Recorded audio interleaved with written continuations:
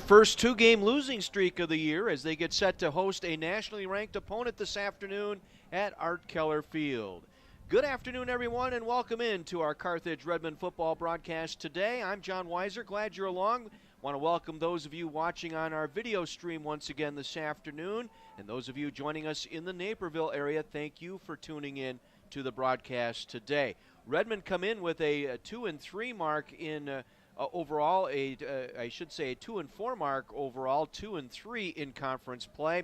Meanwhile, the North Central Cardinals at 5-1, 4-1 in conference play. They are ranked 15th this week in the latest D3Football.com poll, as well as the American Football Coaches Association Division III poll that came out this week. And so the Redmen trying to figure out how to snap this two-game losing skid. They've had opportunities, and last week another close ball game, only to fall here at home, 32-29 to Milliken.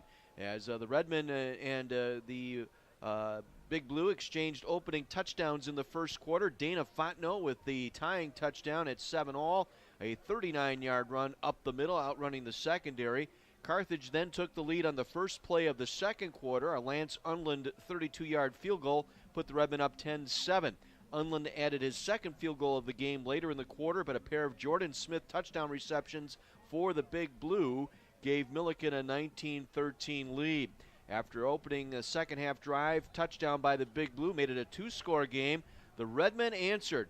Billy Dury connected on a touchdown pass, finding Brett Patton from 20 yards out. And another Big Blue touchdown. The Redmen then answered on the ground with Lafayette McGarry. He capped off a 13-play, 65-yard drive to draw the Redmen to within 5 at 32-27. Milliken tried to run out the clock but ran out of downs, and on fourth down, they ran the ball out of the back of the end zone in punt formation to take a safety, and that forced the Redmen to take possession with just under 9 seconds remaining in the game. Dury attempted a Hail Mary pass that went unanswered for the final play of the game. But Dury had collegiate best 283 yards passing. He threw for the one touchdown. He did get one interception. He was sacked 4 times. Lafayette McGarry, the leading rusher in CCIW coming into this week, 118 yards on the ground and a touchdown. Brett Patton with 3 receptions for 96 yards, his best as a Redman. So you break it down, here's how the Redmen look statistically coming into this ball game. They are scoring 37 points a game. They are averaging 289 yards in the air, over 181 yards on the ground. But here's the rub. Third down efficiency, they're in the middle of the pack in the CCIW, right around 39% on third down conversions. Last week they were 6 of 16. As you'll hear from Dustin Haas, the head coach, in just a couple of minutes, that is a point of emphasis coming into this game today. Same thing on the defensive side, giving up 26 points a game. That's middle of the pack. Passing defense and rush defense right on top of things. 225 yards passing allowed, and they are the number 1 rushing defense in the league at 76 yards per game. And the Redmen, total defense, second in the conference with just 302 yards in conference games. But again, middle of the pack on third down, the money down, 32% defensively, that's 4th. However, they are getting to the quarterback. They have 18 sacks in the 5 conference games thus far. Meanwhile, for North Central, they come in on a high note. They posted their most decisive victory in 7 years on Saturday as they blanked Carroll by a final of 59-0. That margin of victory, their largest since an 86-14 victory over Olivet back in September of 2011. And North Central posting their second shutout victory of the season. 8 of the Cardinals' 10 drives resulted in scores, including all 4 second-half possessions. Andrew Kaminsky and Terrence Hill each scored twice. Dominic Mugalu registered a season-high 135 yards rushing. And that's where the North Central Cardinals are at their best, is on the offensive side of the ball. They currently rank first nationally among Division III teams in pass completion percentage at 72% and third down conversion percentage at 59%. And they share the national lead in red zone offense. They are perfect, 36 for 36 in red zone attempts this year. Brock Rudder was 21 of 30 last week for 268 yards and 4 touchdowns against Carroll. He leads the nation in individual completion percentage at just over 73%. And Derek Judka, the kicker, well, he is one of only 8 Division III kickers who have made all of their field goal attempts. He is 8 of 8 on the season. Now, that's not to say they have a very good defense. This North Central defense, very good as well. Tommy Highland is sophomore defensive tackle, one of the stars up front. He leads the team in sacks with 6.5. And DJ Warkenthien, the senior inside linebacker, leading the team in tackles. He has 55 tackles. He's also the career collegiate best and record holder for tackle for losses at 48.5 in his collegiate career. This team's ranked first in scoring, first in passing, second in rushing offense, almost 200 yards on the ground per game. And again, on third down percentage in conference play alone, 61% conversion on third down. You flip it on the defensive side, they're giving up just 16 points a game in conference and allowing 213 yards passing, 107 yards rushing. And they are holding opponents to just 23% conversion on third downs this season. That's tops in the CCIW. So what is it going to take for a Redmond win here today? Well, for Carthage, they have to be patient. They have to establish a little bit of their run game, and they have to be patient. They have to win the turnover battle today. North Central coming in conference games, they're even, a plus-minus of 0 on the turnover takeaway. So, again, Redmond have to force a couple of takeaways, and they must convert when they get into the red zone. They have to convert those red zone possessions into touchdowns today. Really, that was the difference last week against Milliken, getting into the red zone twice and unable to come away with touchdown scores in that game against the Big Blues. So should be an exciting ball game today. We want to welcome all the military that are coming out here today. It's a Salute to Military Day here at Art Keller Field. Again, if you're driving around listening, anyone with a military ID, either active or retired, you and your family can get in for free here today at Art Keller Field and actually take in a triple header. We've got football this afternoon. We've got soccer, both women and men's soccer, coming up later this evening here at Art Keller Field. So come on out and join us here, and a salute to military as we honor our veterans who serve so bravely and so proudly for this great country of ours. We'll take a 60-second break. When we come back, we'll visit with head coach Dustin Haas in the tunnel as we get his thoughts on this afternoon's ball game. From Art Keller Field in Kenosha, it's Carthage College football on AM 1050 WLIP.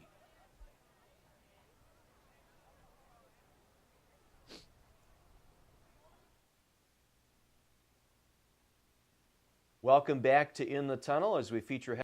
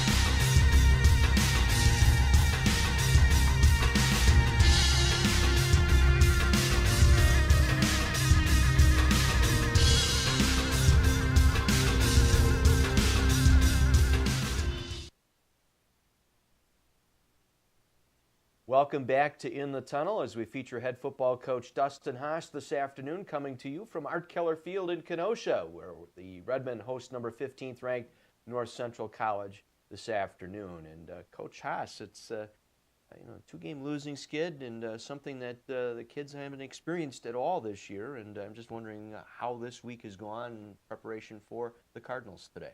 It's gone well. I think you can look at the film in the last 2 games and point out quite a few situations where we didn't execute on both sides of the ball. And it's not because we don't have the talent. We're just not making the plays, and I think that's easy to see for those guys. And so they're still pretty encouraged. They're still practicing hard, and I think they'll be ready to go today. You and I were just talking. Football comes down to 7, 8, 9 plays a game that decide the outcome. And unfortunately, the last couple weeks, Carthage has been on the wrong side of that outcome. Yeah, and you never know when those plays are going to come. There's a couple every game that if you make them, you win, and if you don't, you lose. And the last 2 weeks, we didn't make those plays. Also mentioned, I think the last 2 ball games, the taller receivers against the secondary, those guys were able to make plays the last couple weeks. Yeah, we've gone against 2 really good wideouts. Both of them were first-team All-League last year. One was 6'5", one was 6'4", and we've struggled a little bit. That's kind of been their safety net. They've thrown it up out there on the edge, and those guys have made the plays, and we haven't. Third down efficiency on both sides of the ball, not quite where you want it to be, I don't think, either. No, got to get better than the money downs. Those 2 areas have been areas of focus for us, third down and then in the red zone as well. As we've got to get more efficient on both sides of the ball in both of those areas. I mentioned in the postgame, too, the other stat that had stuck out a little bit over the last 3 weeks, cut down on the penalties, too, and I think that has helped take away or allow you to keep the yardage that you were losing on penalties. It helps. Yeah, that was a point of emphasis for us in the beginning of the year, and we didn't do a great job of that, and we've gotten better at that. That's very encouraging. Well, some encouraging information out of the game last week. We saw Dana Fontenot again, the freshman, rush for a 39-yard touchdown. Brett Patton caught the 20-yard touchdown pass. McGeary with the 2-yard touchdown run, and a couple of field goals by Lance Unland. And really, I thought the outcome of the game Saturday was the red zone efficiency. Take those 2 field goals, convert them to touchdowns, and I'll show you a Carthage College winner. Yeah, 100%. And then on the defensive side of the ball as well, keeping them out of the end zone, forcing some of those field goals. And you're right. That's an area we got to improve on. Got to score touchdowns and got to keep them out of the end zone. How do you do that this week against a North Central team that comes in as the number 15th ranked team in both polls? They are number 1 in the nation in Division III in pass completion percentage. Brock Rudder, their quarterback, number 1 in the nation at 73% completion rate, and they're number 3 in total offense. This is a monster coming in here today. They're a really good football team. Brock is a really good quarterback, good player, very good offensively, and for us it comes down to execution. We have to execute on both sides of the football in those critical areas, and if we do what we're supposed to do and execute at key times, we'll be okay. They come in with a 4-1 conference mark. Their only blemish was to Wheaton, and I know we talked last week, you try and look at comparative scores, and you say, well, what was Wheaton able to do that against North Central other teams haven't been able to do? On defense, they were really good on third down.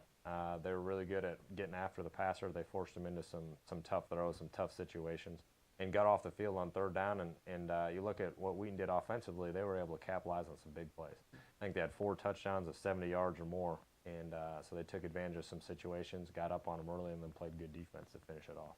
Your defensive unit against this high-powered offense, what do you try and take away? They run the ball effectively, too. Mugolo is a fine runner. I think he's 2nd or 3rd in the conference in rushing.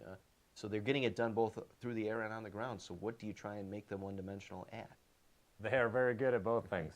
We've got to take away the passing game. That's what they're going to lean on. They try to open up the run game with the passing game, and then we have to execute our run fits when it comes time.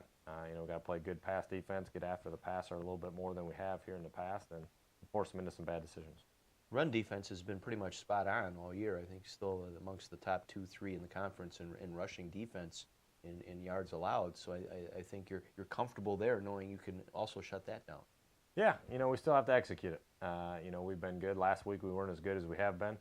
That led to some of our issues as well, and we've just got to make sure we execute our run fits and then play good pass defense when it's time. Their defense pretty good, too. On the other side of the ball, Workenthien, the linebacker, 55 tackles, leads the team in that category, 8.5 tackle for losses. And then you have Tommy Highland, who leads the team in sacks with 3.5. Yeah, they're very good on defense. They have some really good football players. That linebacker, he's unbelievable. He flies around, and he's not the biggest guy, but he brings it when he comes, and he hits you pretty hard, and he's always around the football. And their defense line's pretty good. Not only the Highland kid, but they've got the Josh Leonard kid at end.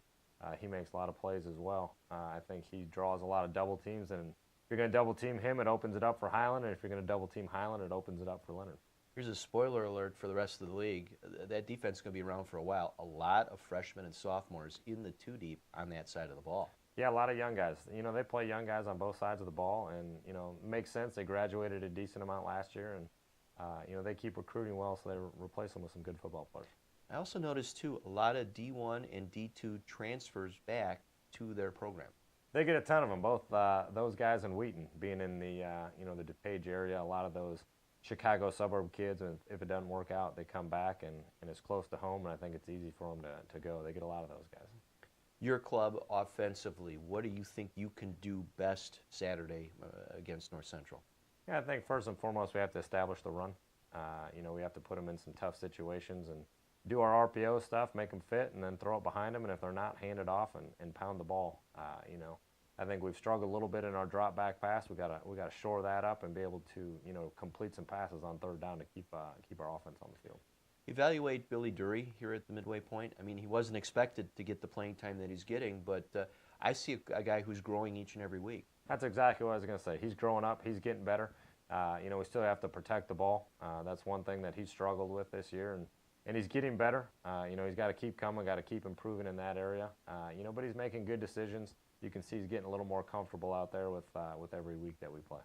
And your running back rotation, you've moved Fontenot up now. He's getting a little bit more touches, and the freshman, and he's responded. I think he's up to that challenge. He sees it well, and I think the best thing he does is he runs hard. He runs behind his pads, and he puts his head down, and he's going to get you 2 or 3 every time. Is there anything Evan French can't catch out there right now? I don't know. He's playing really well. You know, he's definitely Billy's safety net, and he's a kid that he's got ice water in his veins. If it's close, he's going to get it. Well, the other guy that stepped up, too, Brett Patton has really stepped up his game, too. He's become a little bit more of a favorite. There seems to be some comfort between Dury and Patton, too. Another guy that's growing up, too, as the years gone on. You know, he's got his first chance at some real significant playing time, and as the weeks go on, he's playing better and better. Leads us now to the keys to the ball game today. What's it going to take for the Redmen to spring the upset today? I think it's the things we talked about in the first part of the interview. We got to be good on third down on both sides of the ball, and we got to be great in the red zone. We do those 2 things, and we'll be just fine. Should be a fun crowd out here today, a big opportunity. And I guess that's how you have to approach it with the guys. It's an opportunity here to take a national stage and take down a national power. There's no doubt. Every week in the CCIW, you're going to get a great game, and now it's just a game against a team that's a little more recognized than usual. Good luck. Thank you. Head football coach Dustin Haas joining us in the tunnel as the Carthage Redmen get set to take on the North Central Cardinals this afternoon here at Art Keller Field. When we come back, I'll have the starting lineups for you and the kickoff of this afternoon's game. Right after this, you're listening to Carthage Redmen football on AM 1050 WLIP.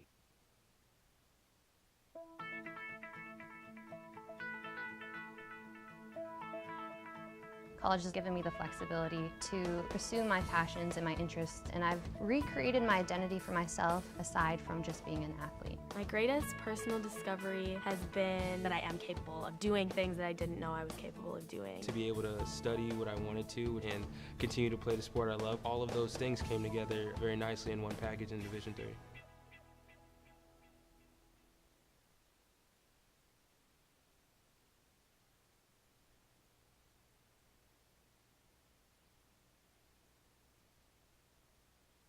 Here at Art Keller Field, and we'll give you the starting lineups first for the visitors from Naperville, Illinois. North Central at 5-1 overall, 4-1 in the league. Head coach Jeff Thorne, 33-7 in his 4th season at the helm here for the Cardinals, and we'll start with their offense. At left tackle, it'll be Will Ebert, a 6'3", 264-pound freshman from Arlington Heights, Illinois. Sharmore Clark will play left guard, 6 foot 264, sophomore from Oak Park. The center will be Jordan Ryan, 6'1", 251-pound sophomore out of Streamwood, Illinois. Ricky Sturba, the right guard, 6'4", 281, a junior from Buffalo Grove, Illinois. And the right tackle, Colton Bucknick, a 6'4", 263-pound junior from Pontiac, Illinois. The starting tight end will be Alex Rose, 6'3", 220, a junior out of Schiller Park. The wide receivers, Michael Svikas, 6 foot 195, a senior from Aurora. Andrew Kaminsky, 5'11", 180, a sophomore, leads the team in receptions coming into the game today. The other wideout will be Cameron Moore, a transfer from Grand Valley State. Moore, 6 foot, 208-pounder. At running back will be Dominic Mugallo out of Upper Iowa University, a junior, 5'9", 203, and he has rushed for 450 yards and 9 touchdowns on the season. At quarterback is Brock Rutter, 6'2", 195, a junior. He transferred from Indiana State University. He is the number 1 pass completion percentage in the nation at 73%. Defensively for the Cardinals, a 4-3 alignment. The 4 men up front. At one defensive end, Dan Gilroy, a freshman, 6'3", 210, out of Cary Grove High School.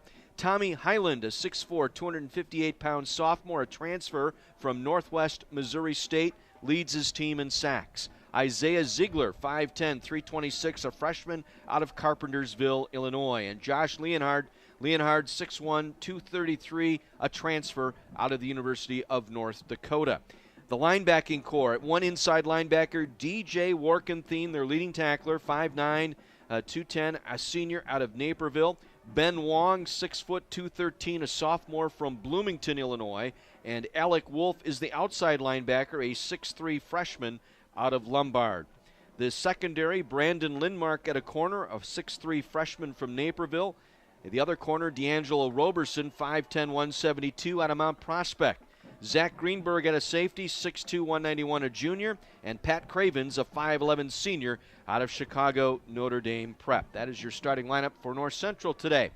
For the Carthage College Redmen, 2-4, 2-3 overall under first-year head coach Dustin Haas. They will start at left tackle. Zach Grabner, 6 foot, 289, a senior from Omro, Wisconsin.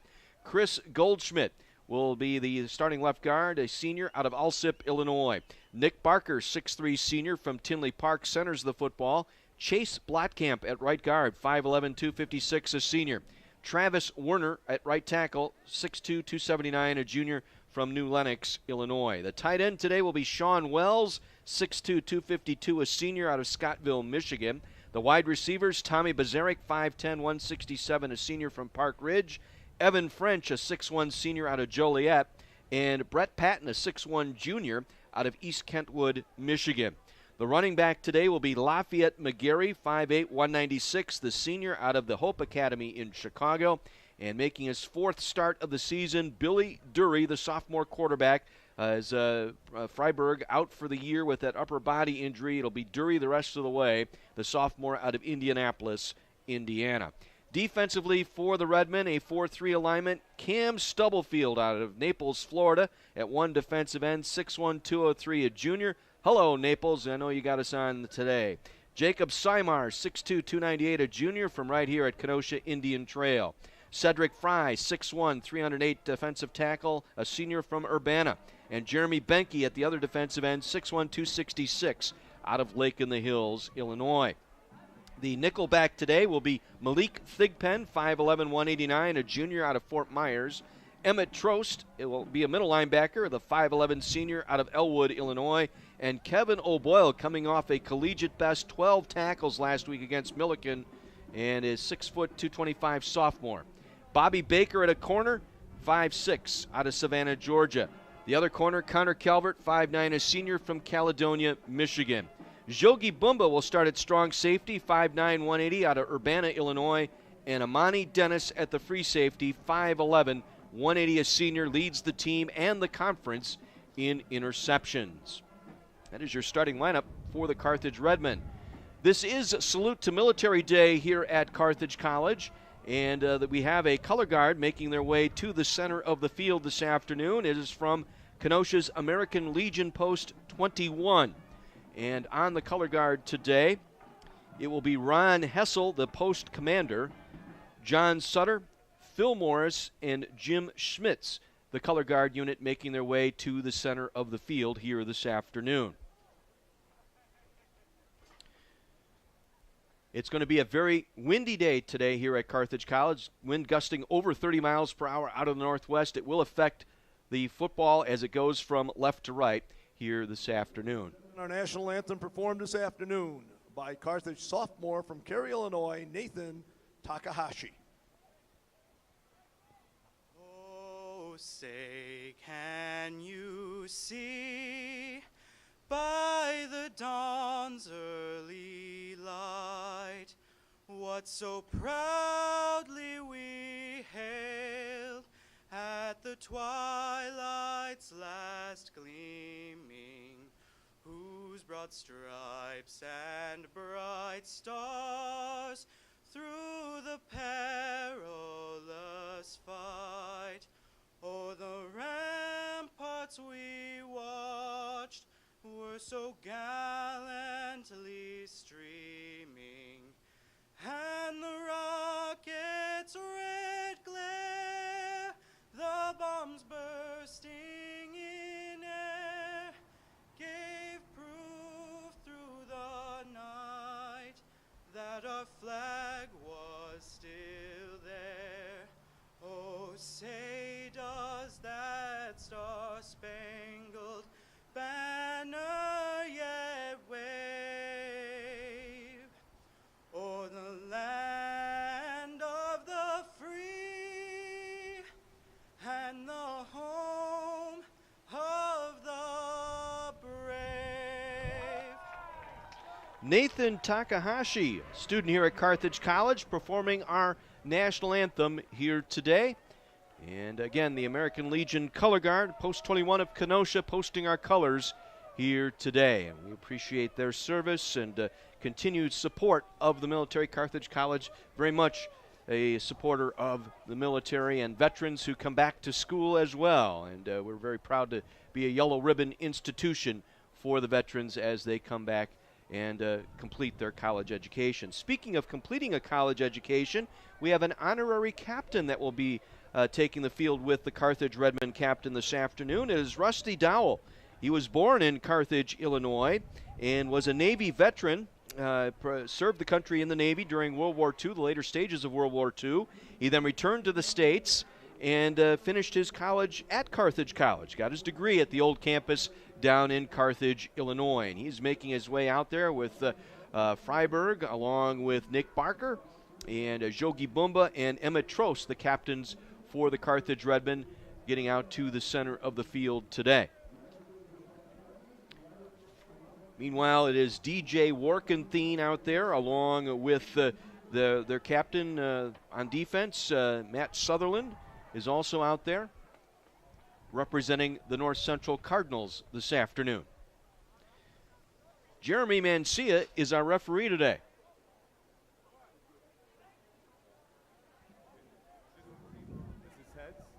Tails. That's tails and heads. I'm going to let you flip the coin. We're going to wait for North Central. Would you like to call heads or tails? North Central is called tails. That's okay. It's perfect. It's heads. Carthage. Redmen have won the toss, and they will defer to the second half.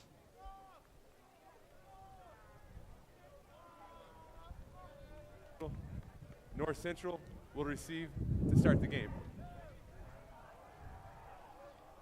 So the Redmen will kick off. They'll defend the goal to our north. North Central will receive, defending the south goal. They will be going into a pretty heady wind here today, out of the northwest, gusting at times to over 30 miles per hour. We had a brief shower pass through eastern part of Kenosha here about 11 o'clock, between 11 and 11:30. We even saw some snowflakes mixed in with that. Temperatures in the low 40s, and with that wind chill, it feels a lot colder. So for those of you out and about today, we welcome you out here. Again, the military personnel, if you're in active duty or retired and have military ID, come on out. You and your family will be admitted free to the football game here this afternoon, as well as the soccer matches later on this evening. Other games in the CCIW, the big game is actually tonight. Illinois Wesleyan at Washington University in St. Louis. That game will kick off at 6 o'clock tonight. Other games this afternoon, Milliken at Elmhurst, Wheaton at Augustana, and North Park is at Carroll. That game will kick off at 2 o'clock this afternoon. David Collins has it teed up at the 35-yard line to my right for the Redmen. Dakota Crimmins and Zane Ludico will be the deep men here for the Cardinals.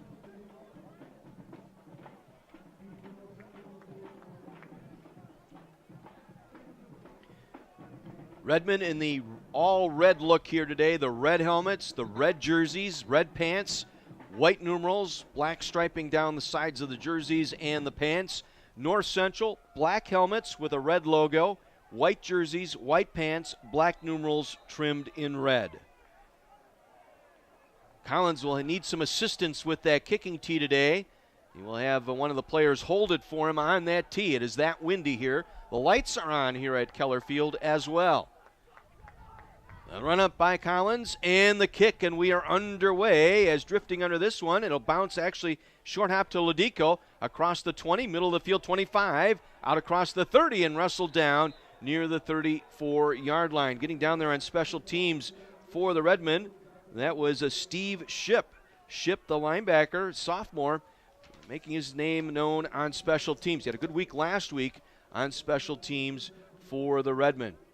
So Cardinals will take it 1st and 10 at their own 34-yard line. We get our first look at Brock Rudder, the 6'2", 195-pound junior at quarterback, a transfer from Indiana State. It'll be Terrence Hill lining up in the backfield for this one. They'll roll the tight end over to the near side, and Rudder wants to throw on 1st down with time. Comes back over the middle, crossing route, complete pass. Kaminsky, and he races out of bounds across the 45. They will mark him out near the 48-yard line.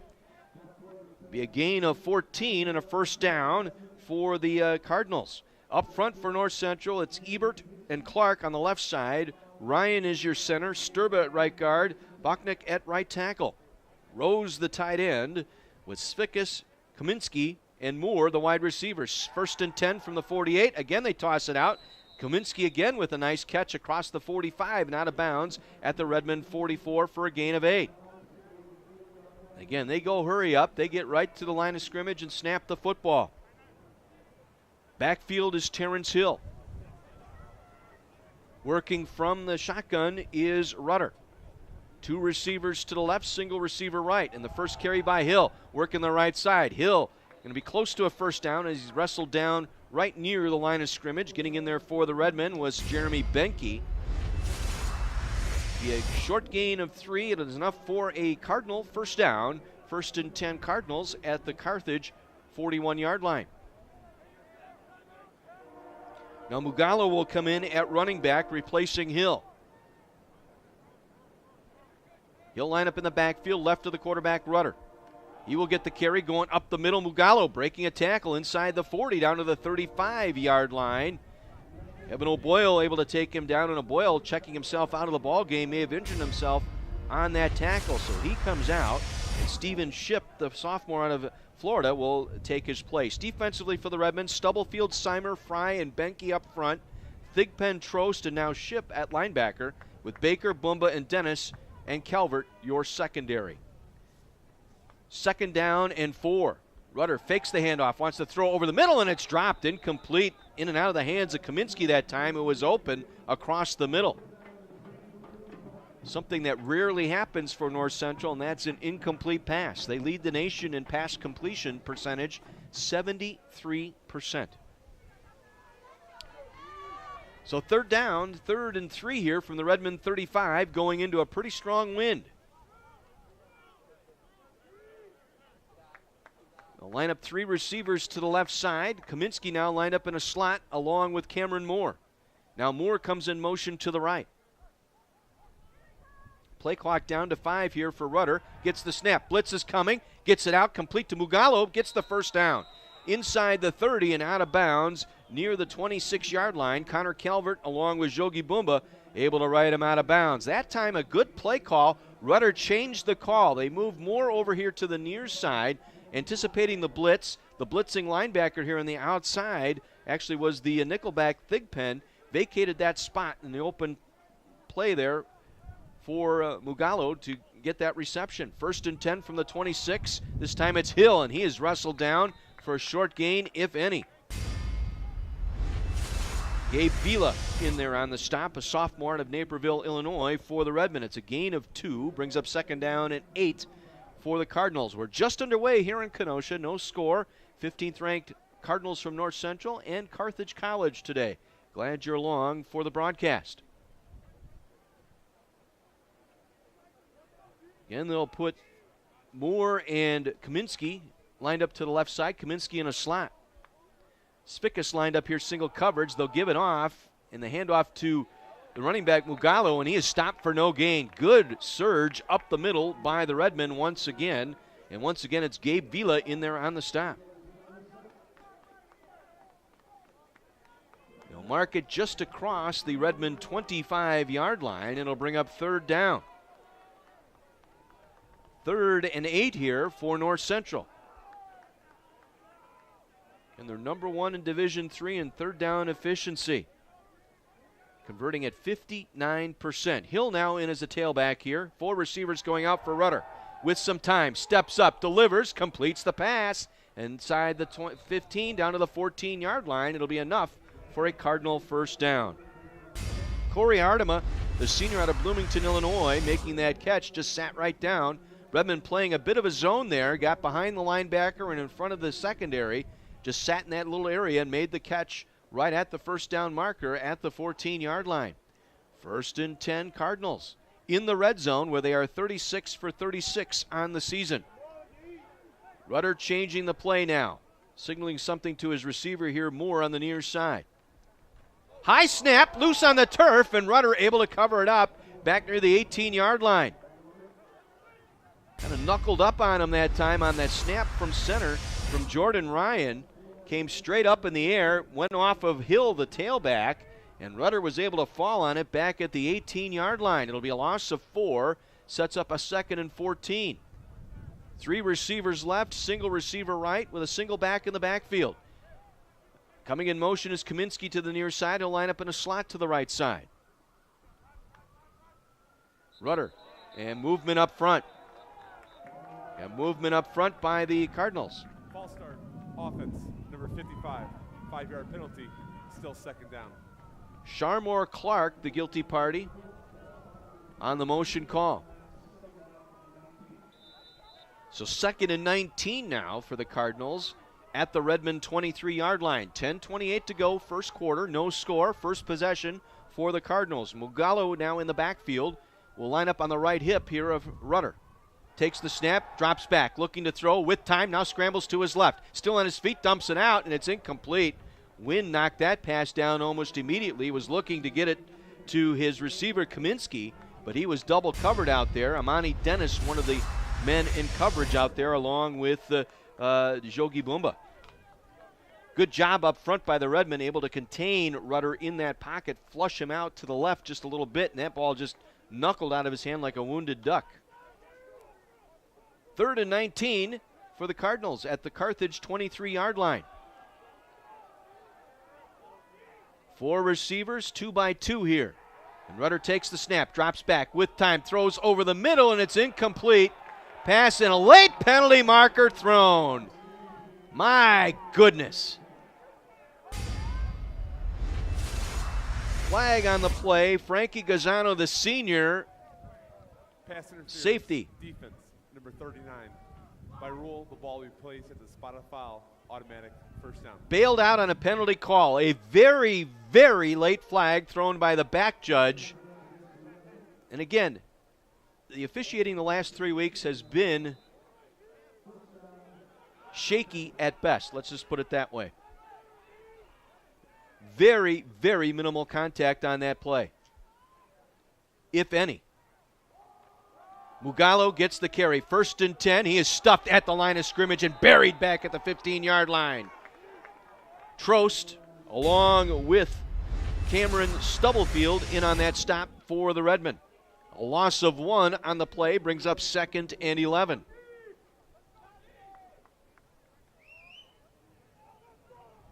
Mugallo lines up in the backfield left of Rudder. Slot receiver to the left side, that is Cameron Moore, along with Kaminsky. Looking to throw, comes back near side, and the pass is incomplete, drifts out of bounds, intended for Spikas. He was covered very well that time by Connor Calvert for the incompletion. Brings up 3rd and 11 Redmond trying to get off the field defensively here. 9.5 minutes to go, first quarter, first possession of the game for North Central. They bring Terrence Hill, the freshman, in at running back. 3 receivers to the left here for the Cardinals. From the Redmond 14-yard line, Rudder takes the snap, drops back, has time, now scrambles to his right. On the run is Rudder, keeps it inside the 10, 5, tries to spin out of a tackle and is stopped and knocked down at the 5-yard line. Calvert and O'Boyle both there for the Redmond, along with Amani Dennis. Brings up 4th down, 4th and 2 from the Redmond 5-yard line, and the offense staying on the field here, it looks like, for Jeff Thorne. They'll bring in 2 tight ends here, both Rose and Egan here on 4th, and a long one here at the 4-yard line. They've got to get it just inside the 2-yard line. Mugallo is the running back, twin tights, and the give is to Mugallo. Mugallo tries second effort, and I think he was denied. Let's see where they mark it. It'll be Carthage ball. They deny him on 4th down as getting in there for the Redmond. First man in as Mugallo hit the line of scrimmage. Looked like it was Emmett Trost who got in there to stop him for just the 1-yard gain, and North Central drive ends at the Redmond 4-yard line. So they go 15 plays, 63 yards, and come up empty on 4th down. Carthage will take over here. 8:45 to play, first quarter in a scoreless game. Should have been off the field earlier on that 3rd down and 19. Bailed out on a penalty call. But they get the job done here inside the 5. From the 3-yard line, Dury, the quarterback, the sophomore. High snap, gives it off to McGeary. Cut back, left side across the 5. Lowers his shoulder at the 10 and is wrestled down at the 11-yard line. DJ Warkenthien in there on that stop. 8-yard pickup for McGeary. It'll be 2nd and 2 from just across the 10-yard line. Again, Dury working from the pistol. McGeary off his left hip. 2 receivers to the right for the Redmond. High snap goes over Dury's head. He'll fall on it, and he'll be buried in the end zone for safety. Oh, my. High snap by Barker that time went over the head of Dury. He went back to the end zone to cover it up. Instead of picking it up and taking it out of the end zone, just fell on it like a turtle. And it will be a safety here. North Central leading 2-0. Oh, boy. They almost had trouble on the first snap. The second snap went over the head of Dury. Results in the safety. 2-0 North Central. That's just giving away points. Free kick coming from the 20-yard line for the Redmond. It's going to be David Collins. He will use a tee here. He will have the wind at his back.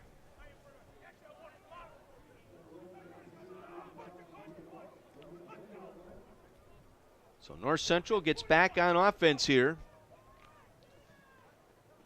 Cremines and Lodico will stand inside the 25-yard line looking for this kickoff from Collins coming from the 20. 2-0 North Central. The safety by the bad snap into the end zone. Unforced errors the last 3 weeks have really hurt the Redmond. High floating kick. Lodico will take it his own 15. Up the middle 20, 25-30. And runs into Steven Shipp just across the 30-yard line at the 32. So North Central ball at their own 32-yard line with 8:03 to play here in our first quarter. A 2-0 Cardinal lead. Our game today brought to you in part by Ruffalo's 2 Pizzeria and Family Restaurant on 45th Street in Kenosha, by Lou Perini's Gas and Grocery, Sheridan Road, just north of 52nd Street, and by Something Different, a sports fan Fantasyland, 6th Avenue in downtown Kenosha. Hill, the running back, Rudder, the quarterback. Rudder working from the pistol. 2 receivers to the right here for the Cardinals on 1st and 10, and a high snap there. Rudder able to bring it down, swings the pass out complete to Kaminsky here on the near side and out of bounds across the 40 at the 41-yard line for a gain of 9. They're just running Kaminsky across the formation. He was lined up in the slot here near side. Just a 5-yard dig, and then got the pass across the 35-yard line and advanced the ball out of bounds at the 41. And it will be a 10-yard pickup and a first down.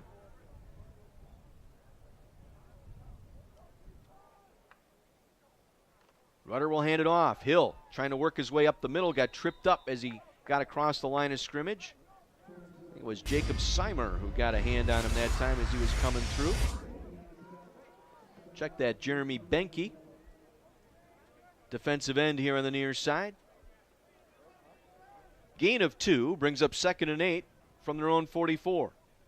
7:15 to play first quarter, 2-0 North Central.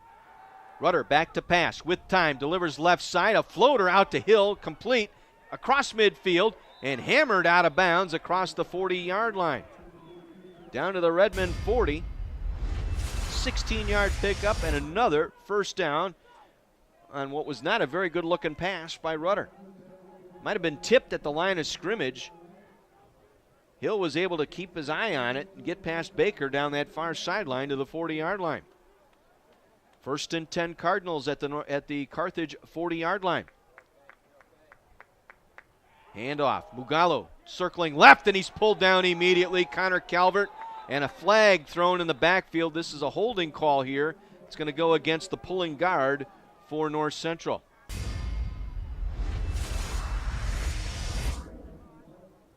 It's actually going to be a personal foul here, a chop block here, it looks like. Jeremy Mancia, our referee today. Personal foul, illegal block with the waist, offense, number 75. 15-yard penalty from the previous spot, still first down. It's on Ricky Sturba, the right guard. Redmond are going to accept the penalty here, the 15-yard walk-off back to the Cardinal 45-yard line. 6:40 remaining here in the first quarter. Redmond trail by a score of 2-0. A safety, snap going over the head of Dury. Went back to cover it up in the end zone. That is our score thus far. 4-receiver look here, 2-by-2 for Brock Rudder. Fake the handoff to Hill, comes back near side, and it's nearly picked off. It is caught by Cameron Moore, but dumped immediately at the 49-yard line by Connor Calvert. Calvert nearly got the pick that time as they work off the play action. Got it out there. That wind slowing that pass down almost enough for Calvert to get a hand on it, but Moore was able to make the catch for a 5-yard gain. 2nd and 20. Ball at midfield. 3 receivers to the right here. Rudder takes the snap, wants to throw, looking right, comes back right, thrown behind the receiver who makes the catch. Cameron Moore again, and wrestled down immediately by Jogi Bumba. Again, that wind wreaking havoc for teams going left to right as we view it here. That just knocks that pass down. Again, they're not beautifully thrown balls, but they're getting to the receivers. Bumba wrestled him down for just a 1-yard pickup. It'll bring up 3rd and 19 here for North Central. 3 receivers to the left. Hill in the backfield along with Rudder. Takes the snap. Rudder rolling right. Now dumps it out. In and out of the Hill's hands, incomplete. Terrence Hill went out, acted as if he was going to be a blocker, then kind of snuck out as the safety valve. Couldn't handle the pass by Brock Rudder. Good surge up front by the Redmen. Cashman Beal on that near side in place of Jeremy Benke, able to provide a good strong rush, forcing Rudder to check it down to the safety valve. Ludico on to punt. Fair catch signaled for and bobbled. It's loose out near the 30-yard line. No signal yet. I think the Redmen fell on it. Redmond got it back. Wind just knocked that football straight down as Bazarek was going to call the fair catch, signaled a fair catch, tried to run up under it, hit him off the shoulder pad, and it was recovered by the Redmen at the 29-yard line. So Carthage ball, their own 29 with 5:08 to play. We're getting one more look on our replay up here in the booth. Bazarek called for the fair catch. The ball fell in front of him. And making the recovery for the Redmen might have been Joe Montoya on special teams. Handoff to McGeary. McGeary spins out of one tackle but is wrestled down. Workenthien, you're not going to get past that young man, makes the stop. Workenthien, a tackling machine. 55 tackles on the year. He's the collegiate record holder for North Central in career tackle for losses. 48 coming into play, and that's number 49 today. Second down and 11. Ball at the 28-yard line. Redmond football. Dury, the sophomore quarterback, takes the snap. Hands it off. McGeary diving forward. Gets a little surge across the 30 out to the 33-yard line before he is covered up there. A little strong extra effort that time by McGeary to get it out to the 33-yard line. Pick up a 5. It'll bring up a 3rd and 6 for the Redmen at their own 33. Bazarick in a slot to the left side. Along with Patton, French split out right side. They'll give it to McGeary. McGeary wrestled down right at the line of scrimmage. Nice play. Pat Cravens, the safety, coming in, filled that crease. It looked like there's going to be some running room there for the Redmen, but Cravens, the senior safety, able to fill that gap and take McGeary down for a loss of 1 to the 32. So the Redmen forced to punt. 4th down and 7. Ricky Klein on to punt for the Redmen. 38-yard average. The lefty gets this one away. A high, floating, knuckling kick. Fair catch signaled for and made back there by Andrew Kaminsky. And so it'll be North Central ball at their own 27-yard line.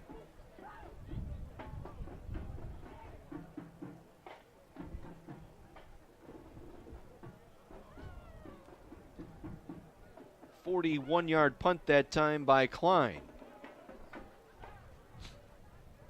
So a 3-and-out by the Redmen. North Central gets it back. 3:25 to go here in the first quarter. A 2-0 North Central lead. They'll line up 3 receivers to the left here on first down. Hill the single back. Rudder working out a pistol. Fakes the handoff. Wants to throw left. Completes to Kaminsky. Kaminsky takes down a defender across the 35 out to the 39-yard line. It'll be a gain of 11 and a first down for North Central. Kaminsky with 4 receptions already today. He is the leading receiver on this team, 40 receptions through the first 6 games. And it looks like he and Rudder just playing sandlot football here. Hill with the carry. Hill gets to the 40, wrestled down to the 41. Trost in on the stop for the Redmen. Trost, the Redmen leading tackler coming into the game today with 47. A second team all-conference selection last year is Trost. Gain of 3, second down 7 at the Cardinal 42-yard line for North Central. 2.5 minutes to play here in the first. Hill going to get the carry, and Hill's going to be mowed down back at the line of scrimmage. Trost again read that play, filled in that gap, and got to Hill almost immediately. May have actually lost a half a yard.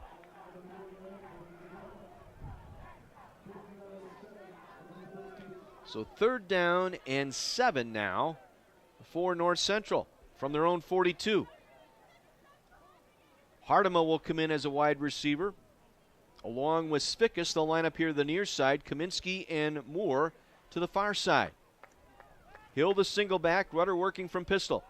Takes the snap, has time, delivers near side, and it's thrown low. And we got a penalty on the play here. Flags in the backfield on this incomplete pass intended to the near side for Corey Hardiman. Going to be a holding call here against North Central. Offense, number 57. That penalty's declined. 4th down. Holding on the center, Jordan Ryan. He held up Cedric Fry. And so the incomplete pass declined the penalty, brings up 4th down. 4th and 7. Lodico will punt this one away. Just the 17th punt this season by North Central. Wynn knocks this down right at midfield. Redmen are going to get away from it. takes a Cardinal bounce inside the Carthage 30 and will roll dead at the 24-yard line. 34-yard punt on the roll that time by Lodico. And so Redmond ball with 1:35 to play here in the first. They trail 2-0. It'll be 1st and 10 Carthage at their own 25-yard line.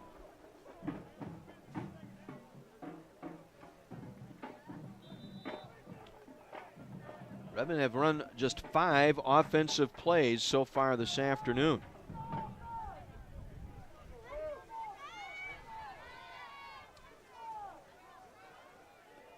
Dury has the offense out there. Fontenot now in at running back, the freshman from Lake Charles, Louisiana. They play fake to Fontenot, come out throwing a low ball, and it is caught. Nice diving grab by Patton. Right off his shoelaces across the 38-yard line. That'll be enough for a Redmond first down. Brett Patton coming on the last couple of weeks for the Redmond. Made a nice catch there, the junior out of East Kentwood, Michigan. Gain of 13 and a first down for the Redmond out to the 38-yard line.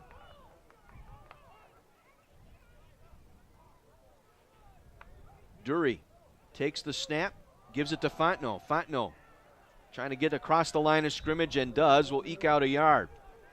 He was swarmed under. Good speed by that Cardinal defense as they got to him almost immediately just across the line of scrimmage. Fontenot's first carry this afternoon. No gain on the play, 2nd down and 10.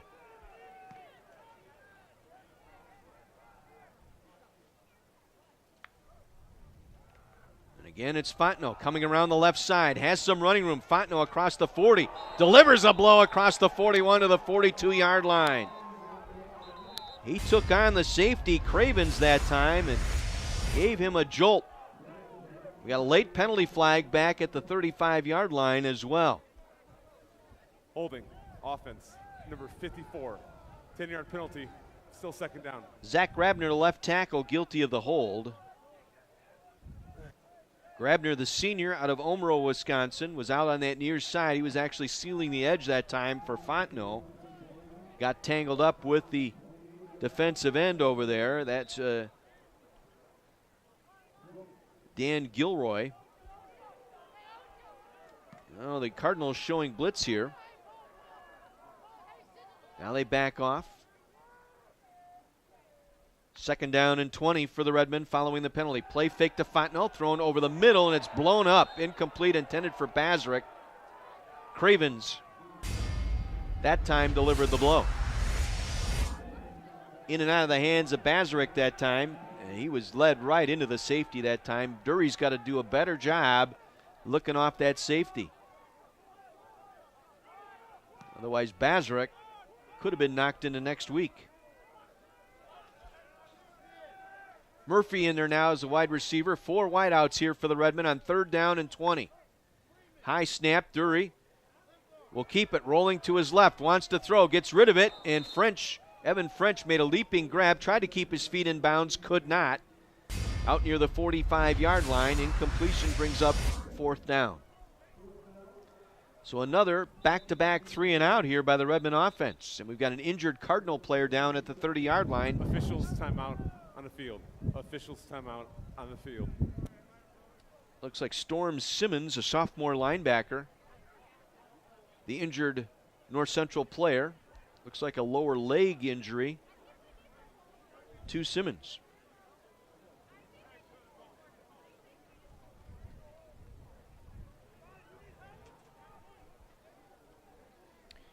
Gives us a chance to remind you there's more action here tonight at Art Keller Field. We've got men's and women's soccer tonight. Both teams taking on Milliken this evening.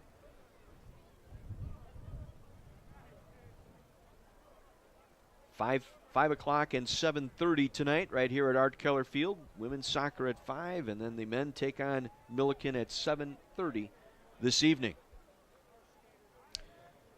Simmons able to get up under his own power. A little assistance over to the bench. 4th down for the Redmen. Klein on to punt. Back to receive is Kaminsky. He's standing at his own 25-yard line. Klein punting with the wind here. Get a strong rush away, drives a line drive punt, returnable for Kaminsky. Bobbled it, dropped it, picked it up, and buried at the 27-yard line. Great job, Liam Pooler getting down there on special teams, able to drill Kaminsky as he made that catch. It was a knuckling line drive by Klein that Kaminsky juggled momentarily, and then as he looked up to cut up field, Liam Pooler in the kitchen that time to take him down. They'll mark it at the 27. 7 seconds to go here in a first quarter that sees North Central with a 2-0 lead.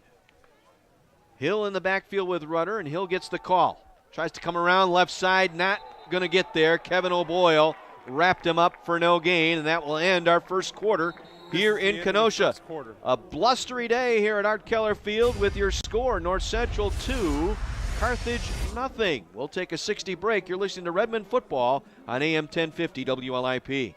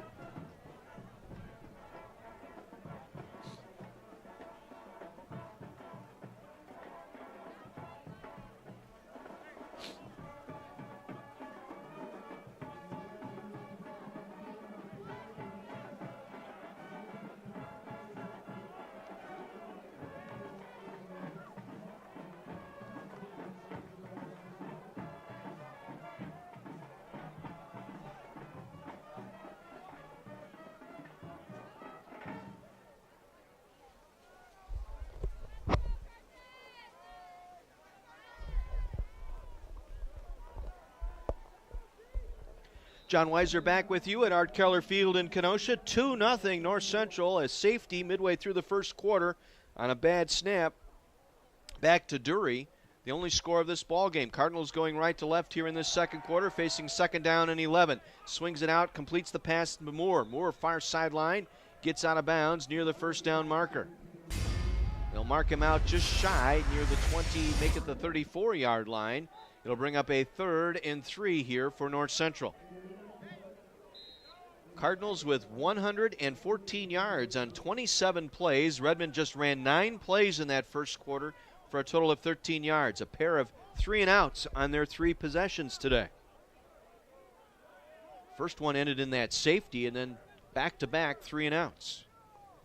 3rd and short here, 3rd and 4 from the 34. They'll give it to the running back, Hill, trying to make the corner near side, and does, and angles his way out of bounds across the 35, out near the 37-yard line. We have penalty marker, though, in the defensive backfield here. Personal foul, face mask, defense, number 7. 15-yard penalty, automatic first down. Completely away from the play, Connor Calvert called for a face mask. I mean, that you couldn't have been any further away from the play. He was engaged with the receiver out there. I want to say it was Cameron Moore. So a face mask penalty on top of that run will move the football down to the Carthage 47-yard line. Undisciplined penalties again hurting the Redmen here. Fumble on the exchange. It's loose backfield, covered up by Rudder, back at the 48-yard line. He and Hill miscommunicated that time. On a read option play, he wanted to pull it back as he saw the end crashing down from that near side. It was actually Jogi Bumba, the safety, coming in from that near side. And I think what Rudder wanted to do was take that back from Hill and run to his right where Bumba had vacated that spot on the left side of the Carthage defense. It'll be a loss of 5 on the play. 2nd down and 15 from the Cardinal 48 for North Central. Just underway, second quarter, 2-0 Cardinals. Rudder wants to throw. has time, steps up in the pocket, now right into a sack by Cedric Fry, back at the 43-yard line. There'll be another loss of 5, Fry on the sack. Fry's second team all-conference a year ago for the Redmen out of Urbana, Illinois. Well, just when it looked like Rudder was going to be able to step up into the pocket, Fry shed his block, walked right into the quarterback and took him down. 3rd and 20 for North Central at their own 43-yard line. 4 receivers, 2 by 2 going out here for Cardinals. Rudder takes the snap, looking left, wants to throw left, ball in the air, it is incomplete. In and out of the hands of the receiver, Michael Svikas, who took a shot by Amani Dennis. After he made that catch, he jarred the ball loose, and it goes as an incomplete pass. Excellent job by Amani Dennis on the pass breakup. Stuck his man hard that time. Lodico on to punt. This time he'll have the wind at his back. Gets off a high spiraling kick. Fair catch signaled for. Bounces backwards across the 20-yard line and down by the Cardinals at the 22. 35-yard punt by Lodico. And it'll be Redmond ball. Let's see where they mark it here. They'll mark it just shy of the 23-yard line. 12:43 to go here in the first half. Carthage trailing 2-0, but they've got to get their offense in gear. Just 9 offensive plays in that first quarter. North Central has run 31 plays so far today. Dury will lead them back out. Has Fontenot in the backfield. And the give is to Fontenot. Coming around left side across the 23, shy of the 25, is Fontenot. Pickup of about 2. It'll set up a 2nd down and 8. In on the stop, DJ Workenthien, Cardinals' leading tackler. 2nd and 8 from their own 24. Bazarek lines up in a slot to the left side, along with the French. Patton single coverage here to the near side. Again, they'll hand it off. Fontenot again trying to get the left side, get the edge, and he's not going to get there. He's going to lose yardage back to the original line of scrimmage. Workenthien again able to run him down. 5'9", a senior, hometown player out of Naperville, Illinois. And that is what he does best. His lateral movement, folks, he is so quick to the ball laterally. He just flows so nicely. Excellent player at this Division III level. 3rd and 10 now for the Redmen. Dury rolling to his right, going to put it up, and it's in and out of the hands at the 35-yard line of the intended receiver. And that was Brett Patton. Trying to make a diving catch coming back to the near sideline was Patton. Dury again rolling to his right. Never got his shoulders square, and that ball floated away from Patton as he tried to make that catch. Again, that wind pulling that ball back to the near sideline. And it's 3 straight 3-and-outs now by the Redmen offense.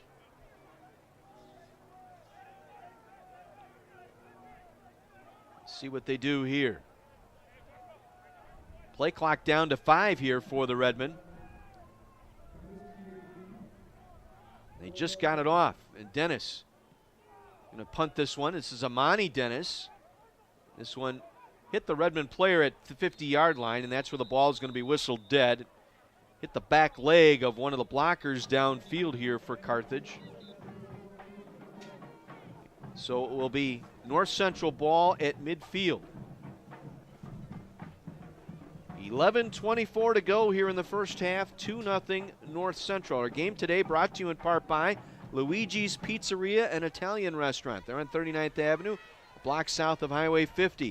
Armored seal coating, protecting your investment with asphalt seal coating and crack filling maintenance. By Wingstop of Kenosha on Highway 50. Order online at wingstop.com. They are the wing experts. John Weiser with you from Art Keller Field this afternoon. Glad you could make it in. Hope you're enjoying our broadcast here today. Defensive struggle here early on. Cardinal ball at the Carthage 48-yard line. Rudder's going to roll right on first down. Looks to throw, gets it away. It's complete. Kaminsky again with the catch. He'll be wrestled out of bounds at the 41-yard line. It's a gain of 7. Jogi Bumba on the stop for the Redmen. Rudder 10 for 16 for 94 yards this afternoon. He's completing, his completion percentage leads the Division III at 73%. This is Mugalu, and he's got nothing. May have lost a yard. Redmond defense right there off the bottom of that pile for Carthage was Jacob Seimer. Seimer, the junior, Pleasant Prairie, a Kenosha Indian Trail graduate. And congratulations to former Redmond Paul Hoffman and the Indian Trail Hawks. They knocked off Milwaukee Riverside last night, 21-0. They advance. All they have to do is face number 1 seed Marquette next Friday. But we wish Coach Hoffman nothing but the best. He post a shutout in postseason. That means something. And I liked his comment about participating. Pass coming to the near sideline is incomplete. Looking for the receiver here, Cameron Moore. It was well overthrown, drifted away from him that time. And now 4th down here for the Cardinals. And they're going to send their punting unit on. Redmond defense doing their job here, getting a 3 and out at midfield. And try and pin the Redmen back here. Lodico was going to have an opportunity here to find the coffin corner. Boy, that's a lost art. Ray Guy used to do that so regularly with Oakland. He's going to try the far sideline. The ball's going to bounce, and it's going to bounce dead at the Carthage 15. Short punt, 27 yards, dead at the 15-yard line. With exactly 10 minutes to go here in this first half, it'll be Carthage ball at their own 20-yard line. Let's take a look at some of the scores around the league today. Scoreless tussle down in Rock Island. Wheaton and Augustana scoreless in the second quarter. Elmhurst hosting a game this afternoon as they've got the Milliken Big Blue in town. It's 7-0 Elmhurst over Milliken. And later on today, 2 o'clock kickoff, Carroll hosting North Park. Game tonight down in St. Louis. WashU host Illinois Wesleyan. 1st and 10 Carthage from their own 15. Dury wants to throw on first down. And it's in and out of the hands of Bazarek, incomplete. He was well covered on the play. Matt Sutherland, senior out of Cary Grove High School, 5'8", 175, able to get there and knock it away from Bazarek. Incomplete, sets up 2nd down and 10. Was not going to go for much. Sutherland had Bazarek dead to rights there. This time they'll hand it off, trying to work the left side. And again, nothing doing on the ground. Lafayette McGarry may have lost a yard. Back to the 14-yard line. We'll set up 3rd and 11 here. Boy, the Redmond offense unable to move the football today. Again, that's credit to the North Central defense. They have bottled up the Redmen here on the ground. They've taken away the 2 running downs here and forced the Redmen into 3rd and long each of the last 3 possessions.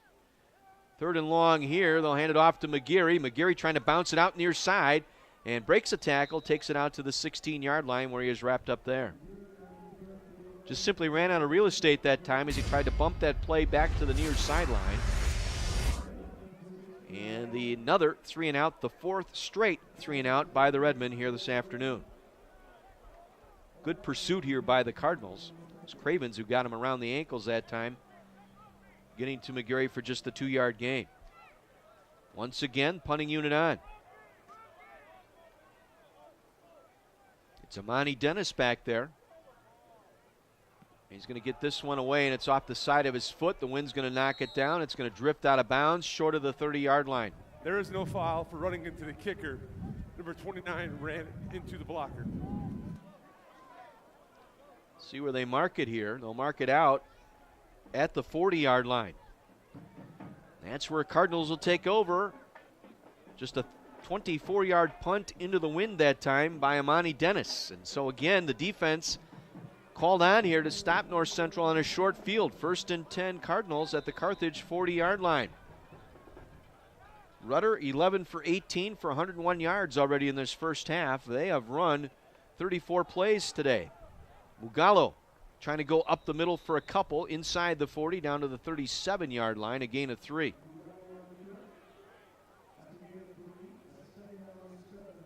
Trost and Graziano were both there for the Redmen. Frankie Gazzano, the senior, getting some time at strong safety. Second down, 7. 8 minutes to go here in the first half. It's 2-0 North Central. An early first quarter safety, the difference. Rudder wants to throw. Under pressure now. Tries to circle back, breaks a tackle, and goes down back at the 40-yard line. Emma Trost will get credit for that. Be a loss of 3 and a sack. Second one this afternoon by the Redmond defense. This one for Emma Trost. Good job by the Redmen. Just walked the offensive line back into Rudder. And as he tried to scramble, had nowhere to go. 3rd and 10. 3 receivers to the left here for North Central. Rudder wants to throw. 4-man rush. Hit as he's thrown. Ball is overthrown, incomplete, looking for Kaminsky. And Rudder was drilled. Cedric Fry got there just as he was delivering that football. Lowered the lumber that time on Brock Rudder.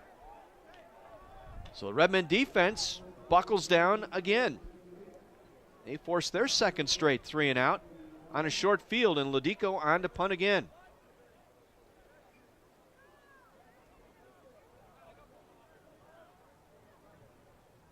High snap. Lodico able to pull it down, and it'll get the kick away. It will take a bounce, and it will roll inside the 5 and dead inside the 3. That's where the Redmen will take over. 37-yard punt on a high snap that Lodico had a lasso out of the air that time. That wind, that snap back just takes that ball straight up in the air. I mean, this is gusts over 30 miles per hour from right to left for those of you watching our video stream today. It's made those snaps on shotgun and those punt snaps take a little extra zip to get it back there. Well, the Redmen pinned back at their own 3-yard line with 7:15 to go here in the first half, and they have not been able to do anything offensively today. Dury has Fontenot in the backfield on first down from the 3. They'll give to Fontenot. Fontenot finds a seam across the 5 out to the 6-yard line for a gain of 3. Warkenthien there to make the tackle. 3-yard pickup by Fontenot sets up a second down and 7 from the 6-yard line.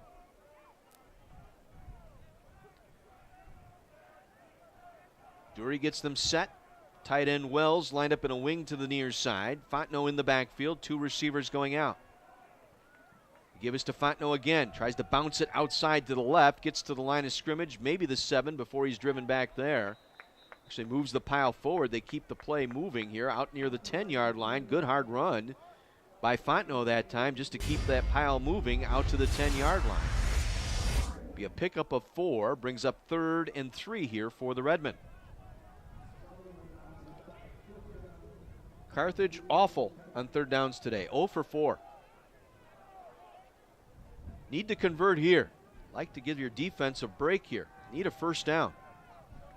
Still searching for their first down of the day here. They'll give it to Fontenot, and Fontenot again buried at the 9-yard line. The Cardinal defense up to the challenge once again. Looked like that was Lane Brinkman, a sophomore out of Port Byron, Illinois, who made that stop on Fontenot. Loss of 1, 4th and 5. 5th consecutive 3 and out by the Redmond offense. You're just asking for danger here. Once again, a short field coming up. Carthage going to have to punt in the wind as Dennis got a low snap, got this one away, and it's not even going to make the 30-yard line. Whoever's going to win this game is going to get the job done with the wind at their back today. Out of bounds at the 30-yard line, just a 21-yard punt into the wind by Imani Dennis. And so the Cardinals winning the field position battle here. Each of their last 3 possessions. They started at the 50, started their last possession at the 40. Will start this possession at the 30.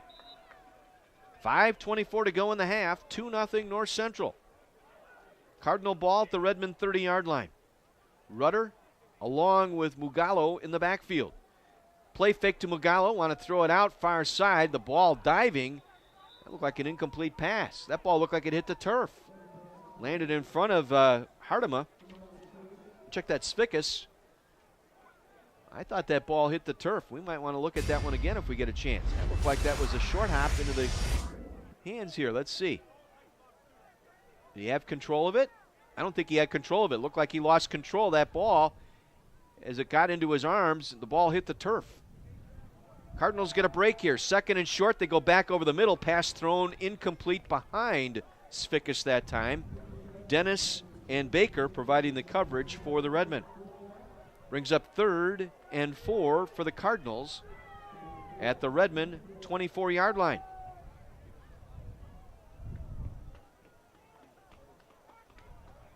They'll line up. They'll bring Hartema, an extra wide receiver, in here now. It'll be Hartema, Moore, and Kaminsky lined up here to the near side. Spikas lined up to the far side, and we got a penalty marker. Illegal substitution, offense, 12-minute formation, 5-yard penalty, still 3rd down. And an illegal substitution call here as they had 12 in the huddle. It's one of those muddle huddles where they were trying to decide to get a back or an extra wide receiver or take the tight end out, and they were late making that switch. There's still confusion here by the Cardinal offense here on 3rd down, so it makes it a 3rd and 9 following that 5-yard penalty. Spikas and Kaminsky lined up here to the near side. Hartema and Moore to the far side with Hill in the backfield. 3rd down and 9 from the Redmond 29, and then we got a false start penalty on North Central. Offense, number 57, 5-yard penalty, still 3rd down. Ryan, the center, double clutched the snap. Moved the football. Redmond jumped, and so the false start penalty here on the Cardinals. So it makes it 3rd and 14. Cardinals today 3 of 9 on 3rd downs.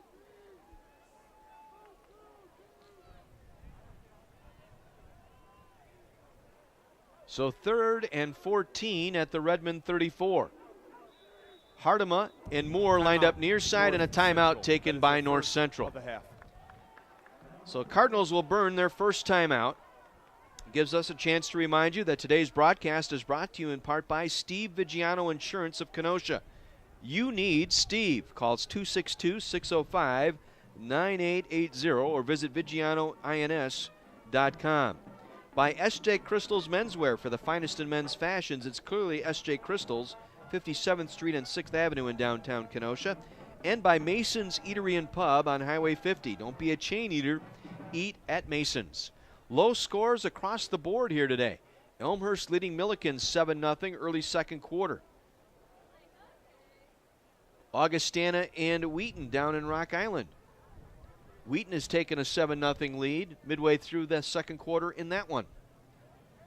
And Carroll and North Park about to kick off in about 7 minutes. So 3rd and 14 for North Central at the Carthage 34. 4:49 to go in the half. Redmond trail by 2. Rudder takes the snap, wants to throw. Steps up in the pocket, and down he goes! Back at the 40-yard line. Jacob Seimer with the sack. The junior out of Indian Trail picks up his 2nd sack of the season. Rudder was trying to climb the pocket that time, and Seimer able to shed his block off the center, Jordan Ryan, and take down Rudder. 3rd sack of the afternoon by the Redmond defense. Ludico on to punt. This time gets a good snap. End over end kick that's going to drift toward the end zone and will make it into the end zone for the touchback. Carthage ball at the 20-yard line. 4:07 to play in this first half. The lone score, a safety back in the first quarter. A snap that went over Dury's head into the end zone. Covered up by the Redmen for that safety. Carthage has not been able to run anything today. 18 plays for a total of 20 yards. That compares to North Central, 40 offensive plays for 113 yards. Let's see what Dury can do here. He has McGarry in the backfield here on 1st and 10 from the 20. The give is to McGarry. Tries the middle, bounces it left side across the 20, out to the 24-yard line. 4-yard gain for Lafayette McGarry. McGarry, the leading rusher coming into the game today in CCIW. But he's been bottled up today. McGarry just 6 carries for a net of 12. 2nd down, a long 6 here for the Redmen. McGarry the single back. 2 receivers to the left. They'll play fake. They'll roll Dury out to his left on a run option play. Across the 30 out to the 34-yard line. Should be enough for the Carthage 1st down. Just their 2nd 1st down of the afternoon for the Redmen.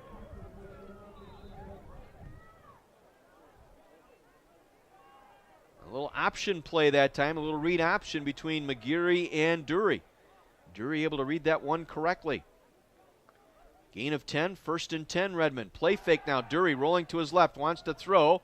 Try to get it to Bazaric, who dropped it incomplete at the 40-yard line. Again, Dury was throwing on the run. Has the habit when he rushes out to his right, doesn't square his shoulders around. Gonna get that right shoulder square so he can throw that football with some steam on it. 2nd and 10 now for the Redmen at their own 34, 3:11 to play in the half. Dury gets the snap, fakes the handoff. Going to throw over the middle, looking for French. Incomplete. The defender riding all over French, and now a penalty flag from the side judge here. Penalty marker flies. Matt Sutherland was on the coverage of French. He was draped all over his back all the way down the field. Getting another look here on our replay. So play fake to McGarry. Off the back foot, Dury lofted it out. Pass interference, defense, number 1. It's Jake Beasley, penalty from the previous spot. the corner. Automatic, 1st down. Draped all over the back of the receiver that time. It'll be a 1st down here for the Redmen. Their deepest penetration of the day now to midfield. Where are they going to spot the football here? The umpire dancing around in a circle here now puts it down at the 49. 1st and 10 Redmen at their own 49. Just over 3 minutes to go, trailing 2-0. Dury gets the snap. Fumbles and recovers back at the 47-yard line. It'll be a loss of 2. Again, that read option, Dury has had trouble with that since he took over as quarterback. Kyle Freiberg, the starter coming into this season, lost for the year now with that upper body injury. And that's where Dury struggles. Trying to run that read option. Loss of 3, 2nd and 13. Dury now rolling right, wants to throw. Still on his feet. Will dive forward and will make it across the 45. Out near the 47-yard line is Dury. Gain of 1 on the play. It'll bring up 3rd and 12 now for the Redmen.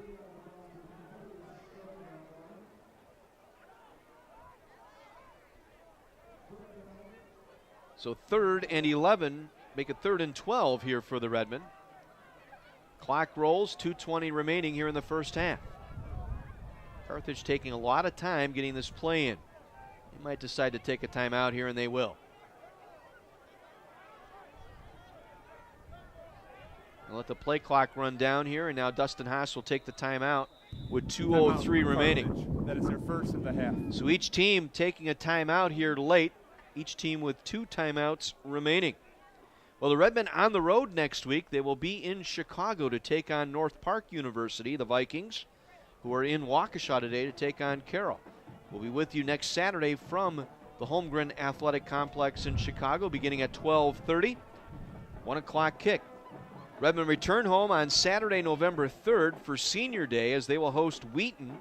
That's a 1 o'clock kick here at Art Keller Field.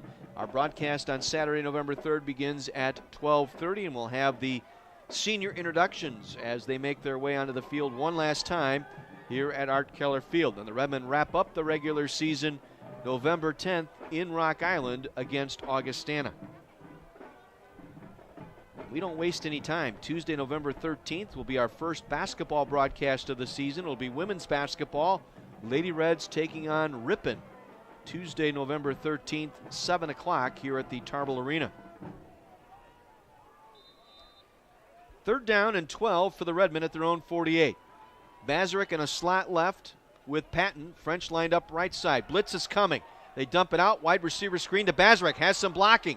Gets it across midfield. He'll break it. 35-30, 25-20, 15-10-5. Touchdown, Redmen. Tommy Bazarek, 52 yards on the wide receiver screen. And the Redmen get their first lead of the afternoon, 6-2. A beautifully executed wide receiver screen to the left. Bazarek made the catch just across midfield, then darted off to his right, tried to get the blocking set up in front, ran it down to the numerals near side and in for the 6. Unland on for the extra point. Snap, the hold by Kiesel. The kick is up, and the kick is good. 1:49 to go here in the first half, and the Redmen lead it 7-2. As we take another look here at home, we're watching the replay, just a wide receiver screen. Sean Wells getting out and hooked out the corner on that far side. Warkenthien fell down. McGeary leading the convoy, and from the 40-yard line in, Bazarek had clear sailing. For Bazarek, that is his 4th touchdown of the year. For Dury, that is his 6th touchdown pass of the year.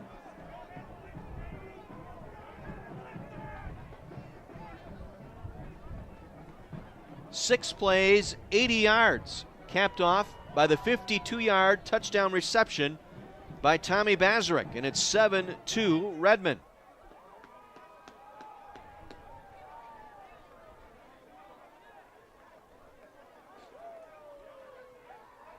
Great job all around. Wells especially getting out of there, but really the big help on that play was the turf monster. It took down Warkenthien at midfield. He was trying to cut back.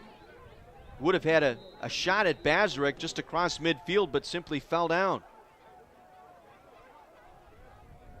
Collins to kick into the wind here. High end over end, then wind just knocks it right down at the 30-yard line and will go out of bounds there. So it'll be Cardinal ball. Will move it up 5 yards up to the 35-yard line with the kick going out of bounds. And so they have 2 timeouts remaining. The wind at their back here. Free kick out of bounds. Kicking team. Ball will be placed at the 35-yard line. First down. As the wind continues to howl here at Keller Field, at gusts at times near 40. It is just a blustery afternoon. Well, the defense has played well here. Let's see if they can get one more stop on this drive. 1:49 to play. 1st and 10 from their own 35 are the Cardinals. Rudder takes the snap, wants to throw. Stepping up into the pocket, and he's going to be sacked again back at the 33-yard line. Getting in there for the Redmen, that was Gabe Vila. And now we got an injured player down for the Cardinals. That is Jordan Ryan, the center. Half sack each for Cedric Fry and Gabe Vila. That is the 4th sack of the afternoon. So time is out here, 1:32 to play. Jordan Ryan, the sophomore center, down, now up and under his own power, walking back to the west sideline for the Cardinals. Milliken has come back to tie the game against Elmhurst, 7-all. 7 minutes to go, second quarter in that one. Late second quarter, it's Wheaton 7, Augustana nothing. Redmond trying to get the fans on their feet here on this near sideline. 2nd down and 13.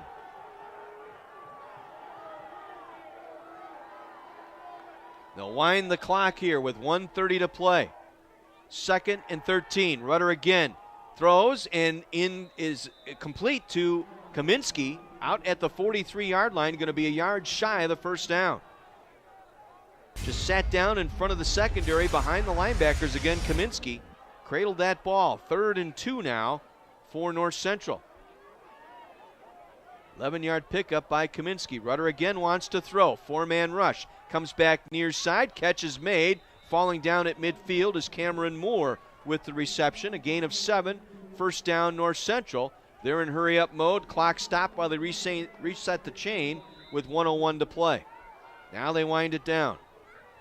From midfield, Rudder takes the snap. Has time, goes back far side, completes to Hartema, missed the tackle, inside the 35, down the far sideline, down goes Hartema, 10-5, touchdown. Touchdown, North Central. Corey Hartema down the far sideline. Redmond missed 2 different tackles, and the Cardinals come right back with 44 seconds left and lead it now by a score of 8-7. For Rudder, that is his 16th touchdown pass of the year. For Hartema, his 2nd touchdown reception of the year. Derek Judka on to kick the extra point.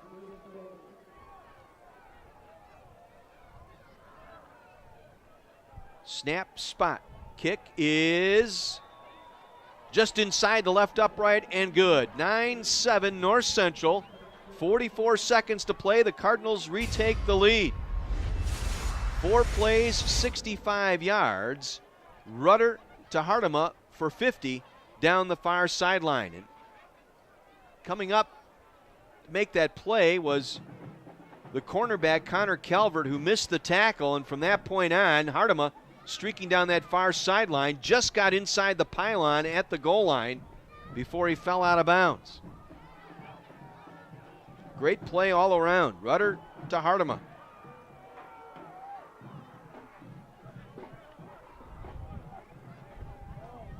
Now be ready for a surprise onside here.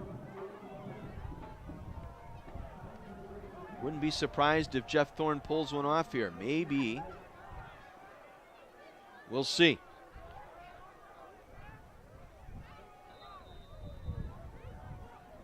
Judka going to have some help out there on special teams holding that football because of that wind. And Zach Greenberg holding the ball on the tee here for the Cardinals. And he'll kick it away, and Judka just going to drill this one all the way through the end zone for the touchback.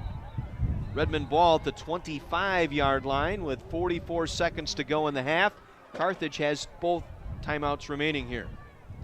Well, Dury just 2 of 7 for 65 yards, but got 52 on that touchdown pass to Tommy Bazaric.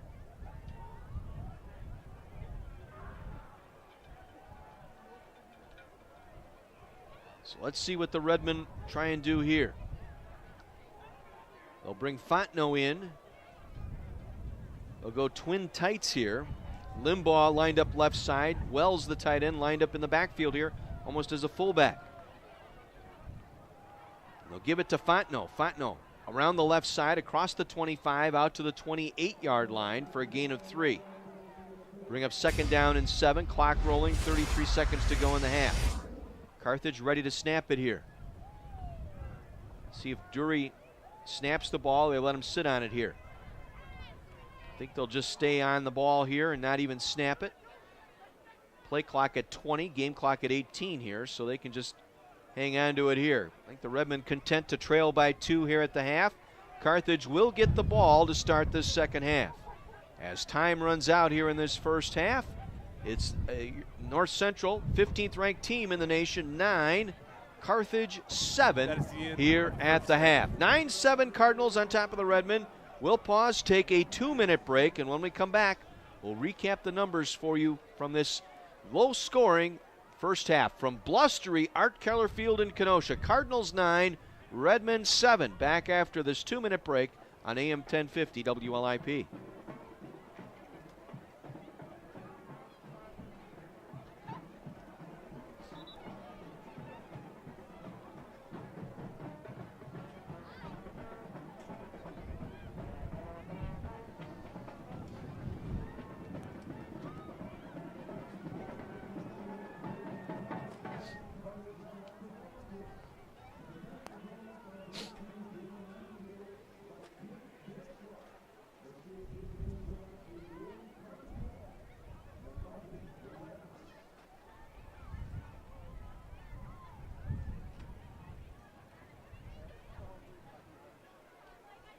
Yeah, we took a break.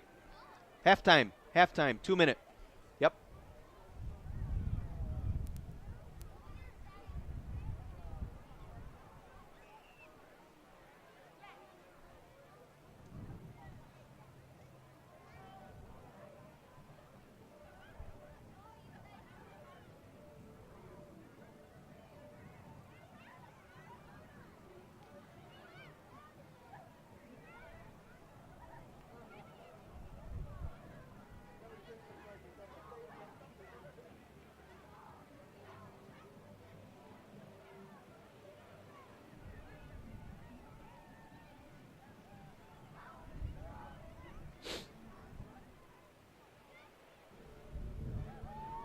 Don't worry about it. Don't worry about it, Wayne.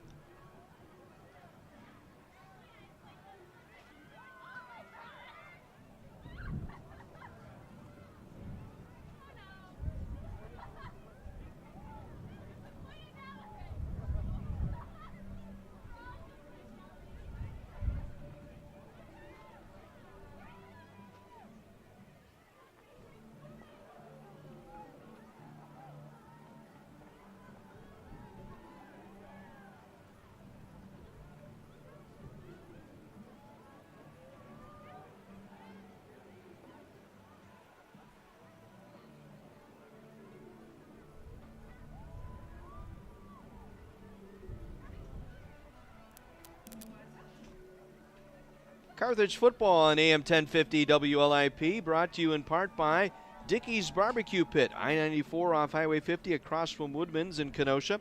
By our good friends at Lynch Chevrolet of Kenosha, just east of I-94 and Highway 50. Visit them at lynchchevroletofkenosha.com. And by Triangle Flooring, Furniture, and Appliance Center, 3 miles east of I-94 on Highway 50 at 39th Avenue in Kenosha. John Weiser back with you as the snow flurries swirl here at Keller Field. It is coming down. If you're watching the video stream, that's not confetti being thrown out there for the Red Hots. It's snow. And it is cold, and it is blustery, and we have a low-scoring affair here after one half of play. A 9-7 North Central lead over Carthage here this afternoon. North Central got on the board first early in the first quarter after Redmond stopped their 16-play, 65-yard drive on fourth down. Carthage got the ball back at their own 4-yard line, and on the second snap of that drive, as we're watching Mugalo stop for no gain on fourth down at the 4-yard line, Carthage took over from there.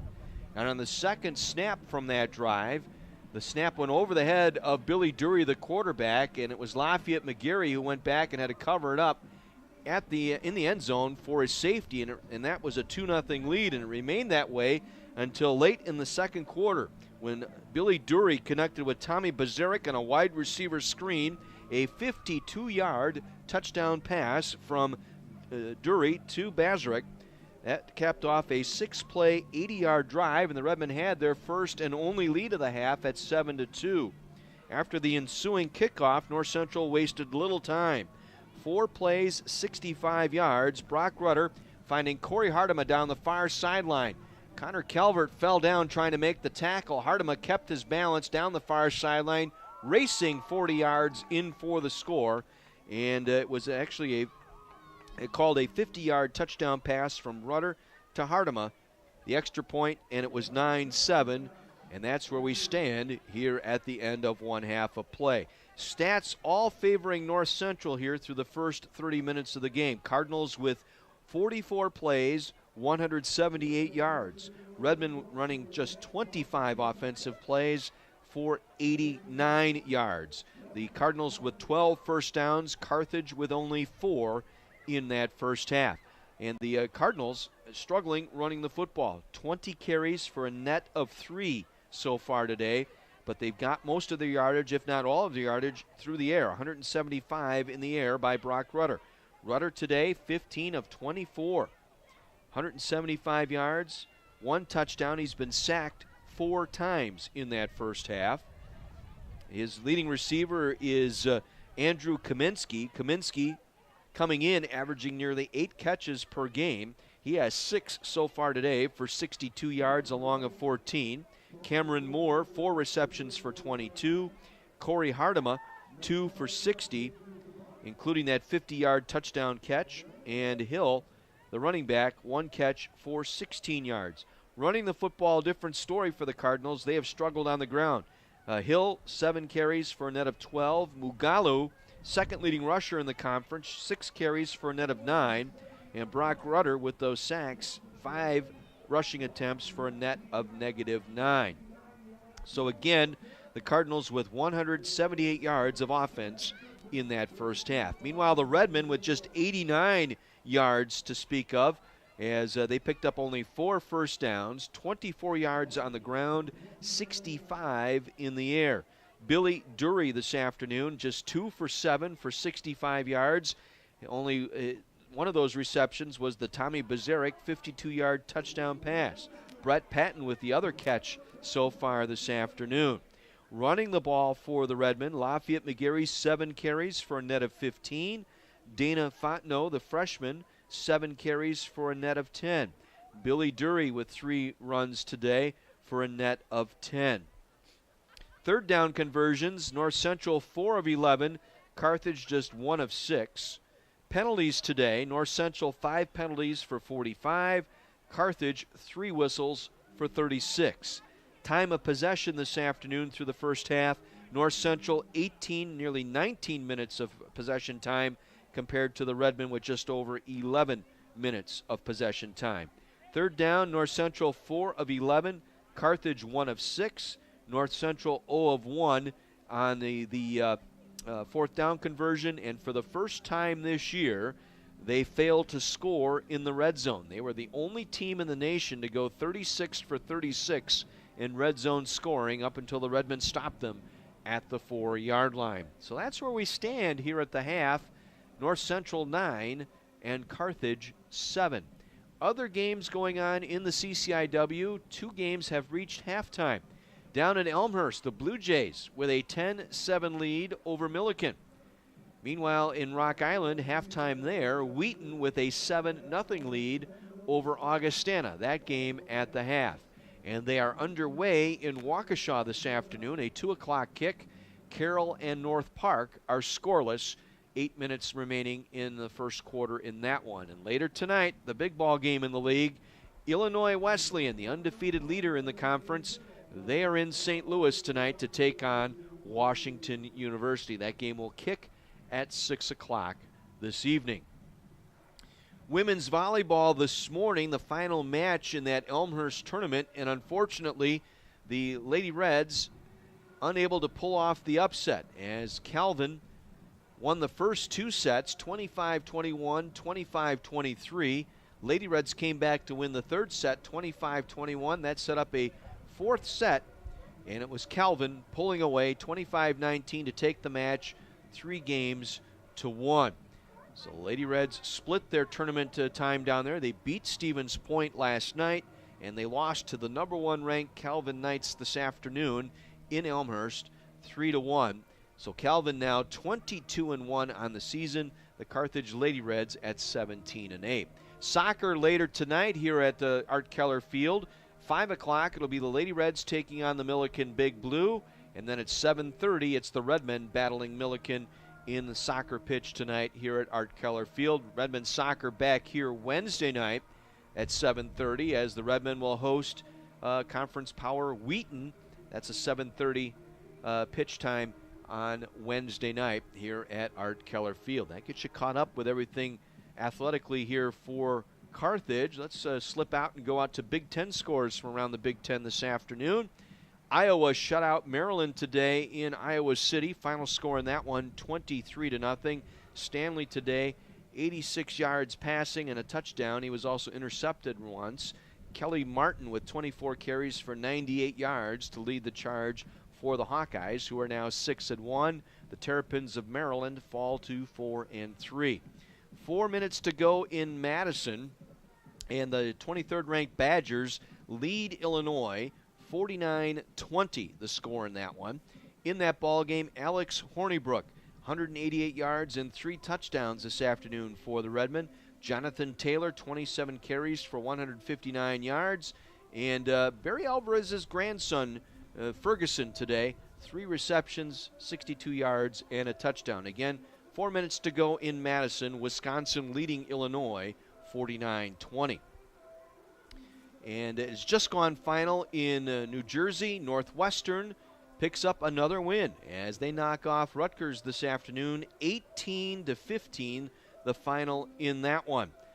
Late start over in East Lansing. That game delayed, I think, about an hour because of lightning. They're now early in the third quarter, and Michigan leads Michigan State by a score of 7-0 in that one.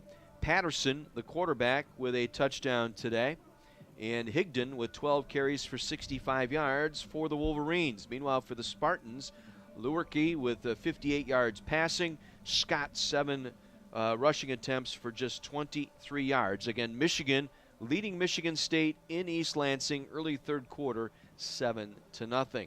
Later on this afternoon, it'll be Minnesota in Lincoln to take on Nebraska, and also Penn State in Bloomington, Indiana this afternoon.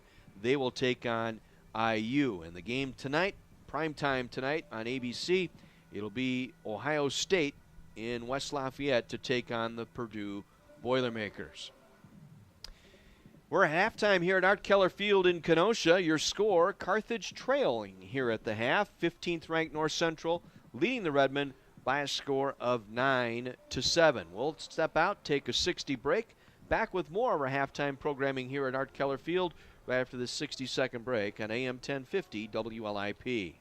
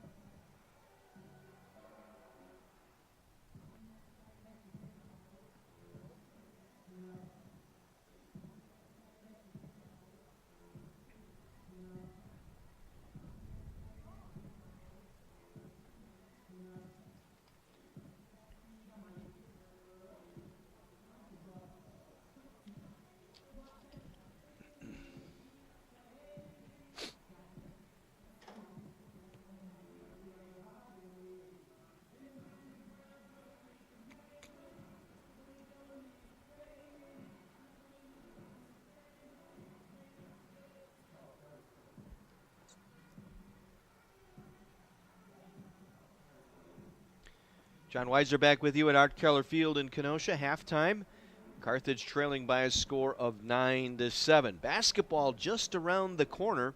I was looking at our schedule coming up on WLIP. Again, your home for Carthage Lady Red and Carthage Redmen basketball all season long. And the season tips off on Tuesday night, November 13th.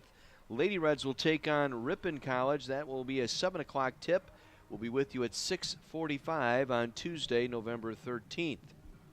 Then we'll get a look at the Redmen for the first time of 2018 under Bosko Jurikovic. Friday night, November 16th, here at the Tarbell Arena, it'll be the Redmen taking on Finlandia. That'll be at 7 o'clock on Friday night, November 16th. And then again Sunday afternoon at 2, it'll be the Redmen and Northwestern of Minnesota at a 2 o'clock tip-off from the Tarbell Arena. And then we'll go to the Tuesday of Thanksgiving week, road trip. Lady Reds will be in Michigan, Grand Rapids, to take on Calvin College. That'll be a 6 o'clock tip on 1050 WLIP. And again on Sunday, November 25th, it'll be the Lady Reds and Cornell College. That'll be a 3 o'clock tip on Sunday afternoon, November 25th. And then we'll be on into the conference schedule starting up on Saturday, December 1st. That'll be the CCIW opener down in Bloomington. Both the Lady Reds and Redmen taking on Illinois Wesleyan. Some of the highlights on the schedule this year: Redmen heading back to Miami, Florida to take part in the Hoops Miami tournament. They'll have Eastern Connecticut State and Penn State Harrisburg as the 2 games they will take place in mid-December. And the Lady Reds trip this year, they'll be in Las Vegas to take part in the D3Hoops.com Desert Shootout. Lady Reds will take on Ohio Northern, a national power a year ago. And the Lady Reds and Polar Bears on Thursday, December 27th. And on Saturday, December 29th, it'll be the Lady Reds against Gettysburg College. And that'll all be coming up. Again, your radio home for Carthage Athletics, 1050 WLIP. Looking forward to calling all the action coming up in November. This all starts on Tuesday, November 13th. Both teams making their way back out to the field here for the start of our second half. And really for the Redmen, they will get the ball to start this second half. And they have been bottled up today. Just 25 offensive plays in that first half by the Redmen. They had 5 straight 3-and-outs in that first half. So they've got to extend drives here and take advantage when they have the wind at their back. I think that's the key here today. The wind is the factor here today. Teams going against that wind have not been able to throw the ball nearly efficient as they need to be. And both teams have stopped the ground attack by either team. As the Redmen have done a nice job. They've held the Cardinals just 3 yards rushing.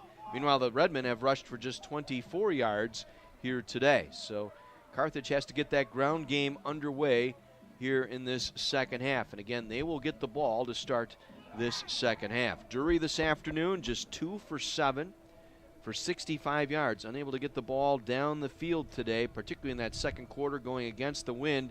Redmond just did not have the optimal field position as the North Central had, the Redmond defense, I should say, had the 3-and-out stops near midfield, but each time Ludico was able to place the ball inside the 20 and inside the 10-yard line to force the Redmond into a long field into the wind.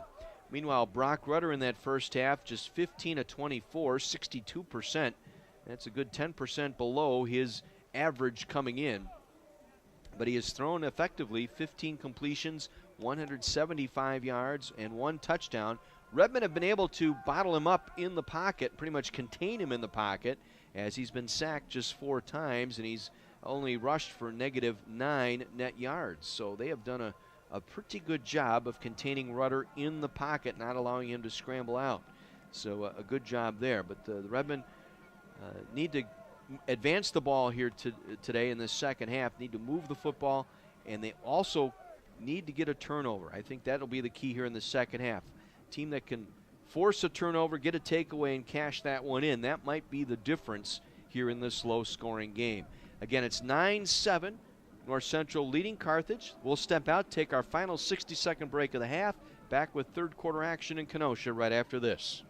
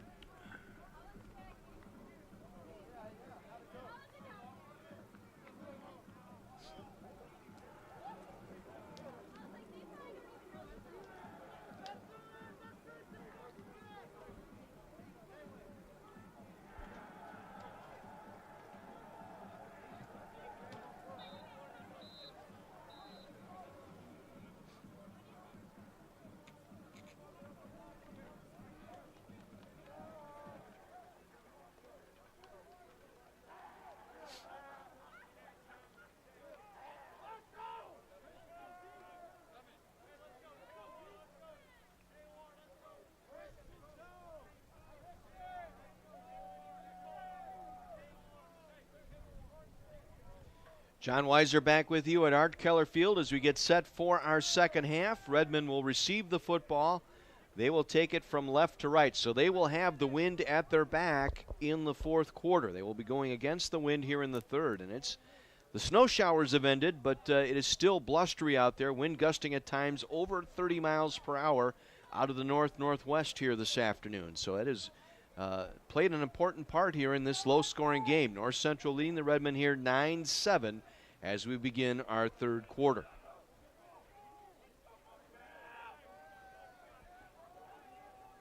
It'll be Lafayette McGarry and Tommy Bazarek standing deep for the Redmen. Derek Judka, their place kicker out there. Now 35 out of 36 on the point afters. He's a perfect 8 for 8 in the field goals this year. One of just 8 kickers in Division III that have not missed a field goal this season. Again, Greenberg will hold the ball on the tee here at the 35 to my right. And Judka's run up and kick, and this will drift all the way into the back of the end zone. Bazarek will take it near the back end line for a touchback. And so it'll be Redmond ball at the 25-yard line to begin this third quarter. Billy Dury, the sophomore quarterback, making his 4th start. 2 for 7, 65 yards. 1 touchdown, was not sacked, did not throw an interception in that first half. Needs to keep that ball protected here this afternoon. So from the 25, they'll work it off the left hash mark, going left to right here in this third quarter. Dury will line them up, working from the pistol, has McGarry in the backfield to his right. Bazarek in a slot to the near side, and the first play from scrimmage is a run. McGarry breaking a tackle across the 25-30, far sideline, and hops out of bounds near the 35-yard line. They'll mark him out at the 34. It's a run of 9 for Lafayette McGarry. That is his longest run of this afternoon.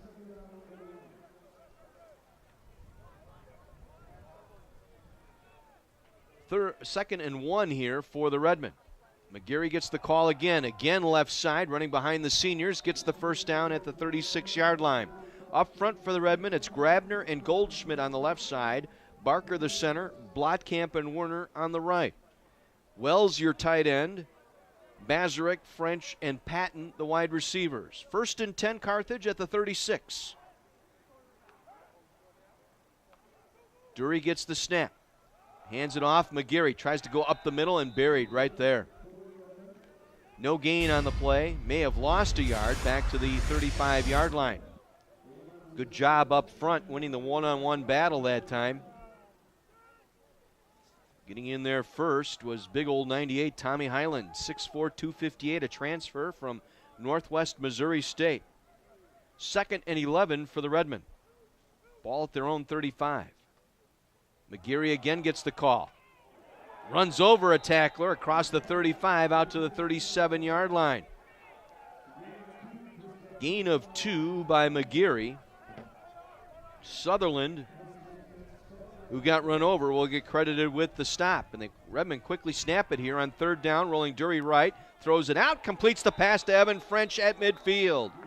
Check that, Brett Patton with the catch at midfield. They'll mark him out right at the 50-yard line. It'll be a gain of 13 and a first down for the Redmen. Another 3rd down conversion, their 2nd straight. They're now 2 for 7 on 3rd down conversions. This is Dana Fontenot on the carry. Spins out of a tackle across midfield and gets it down to the 46-yard line of North Central. Fontenot, the freshman out of Lake Charles, Louisiana. Getting more and more playing time, spelling relief for Lafayette McGarry. Redmond in a hurry up here. Be 2nd down and 5.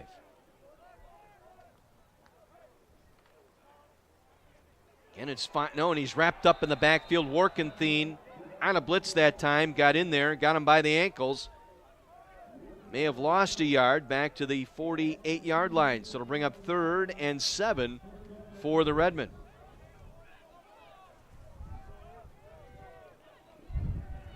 Warkenthien, that's his 5th tackle of the afternoon. He is the team's leading tackler. Patton and French lined up to the left side. Dury facing 3rd down and 7 from the Cardinal 48. Play clock down to 2, gets the snap, penalty marker on the play. Catch is made, far side, it's Bazarek. Check that. Evan French with the catch at the 45-yard line, but there was a flag at the snap. Redmond might not have enough players on the line of scrimmage.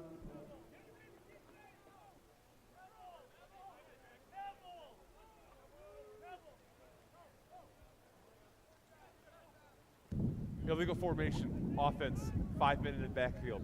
That penalty's declined, 4th down. So North Central will decline the illegal formation call. There was confusion on the part of the Redmen trying to line that one up.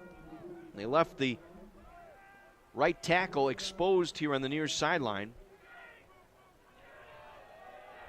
So let's see what the Redmen are going to do. They're going to bring the punting unit on. Ricky Klein coming out. Klein, 2 punts today, an average of 43. This time, for the first time, he'll be punting into the wind. Amani Dennis had 3 punts in that second quarter into the wind. This will be Klein into the wind with Kaminsky standing deep. This one knocked down immediately by the wind at the 35-yard line. Redmond will down it at the 41. A 4-yard punt by Ricky Klein. Not much you can do. Again, going left to right, you're punting into a 30-mile-an-hour gale out of the northwest. That just knocked that football straight down. Ball went straight up in the air. I've hit a couple of sand wedges like that. I'm not like good old retired Doc Bond. Get him on the golf course. He's an expert at that sand wedge shot. Cardinal first possession, 11:37 to go here in the third quarter. They lead 9-7. They'll come back, and the pass off the shoulder pad and incomplete. Kaminsky turned before that ball came in, hit him on the right shoulder and bounced away incomplete. He thought he had some running room, so he wanted to take off before the ball got there. 2nd down and 10 from their own 41. 4 receivers, 2 by 2 here. Rudder play action fake, throws it right side, complete far side. Cameron Moore out of bounds across midfield, shoved out at the Carthage 48. Be a gain of 11 and a first down for North Central.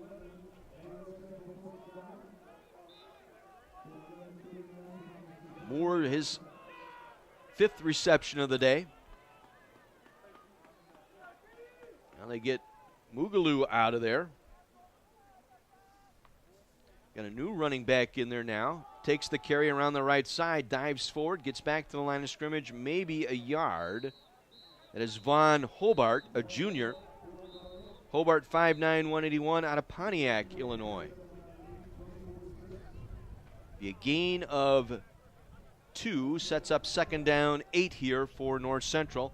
Emmett Trost on the stop for Carthage. Again, Carthage defensively up front, Stubblefield, Seimer, Fry, and Benke. Trost and O'Boyle, the linebackers. Thigpen, your nickelback, with Baker, Bumba, Dennis, and Calvert in the secondary. And flags on the play once again, and it's going to go against North Central. False start, offense, 53, 5-yard, still 2nd down. Nathan Gray, who's in there ahead of Jordan Ryan. Ryan, who got injured in the second quarter. It's Gray now in there at center, 5'11", 264, a sophomore from Naperville, guilty on the illegal snap. Becomes a 2nd and 13. The ball back at their own 49 for the Cardinals.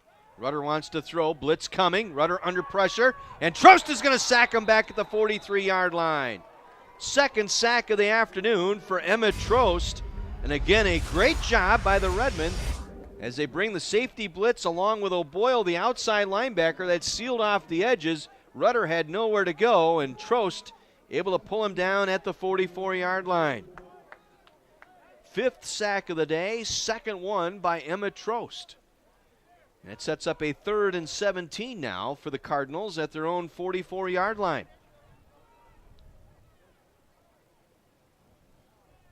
Terrence Hill, the freshman, in at running back. 3 receivers going out. Rudder, again, bottled up the middle. Now delivers the ball. Ball sailing down, looking for Kaminsky. Can't get there. Kaminsky had gotten behind Dennis and Gazzano.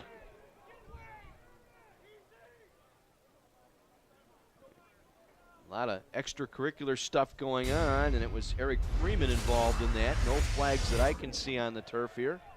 Let's see. Personal foul, hands in the face, defense, number 9, 15-yard penalty, automatic, 1st down. This kind of nonsense has just hurt the Redmen all season long. Eric Freeman with hands to the face well after the play.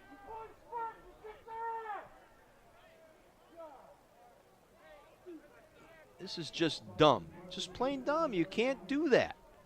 You would have gotten off the field here and gotten decent field position. Now you give them a first down with the yardage to the Redmond 41-yard line. 1st and 10 North Central. 9.5 minutes to play, third quarter. 9-7 Cardinals. And the handoff. Up the middle with it. And down inside the 30, down to the 25-yard line is the running back, Vaughn Hobart.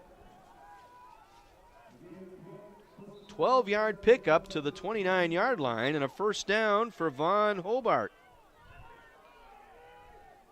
I haven't seen him this afternoon until just now. He just came in here in this third quarter. I'm not sure if Magulu is hurt.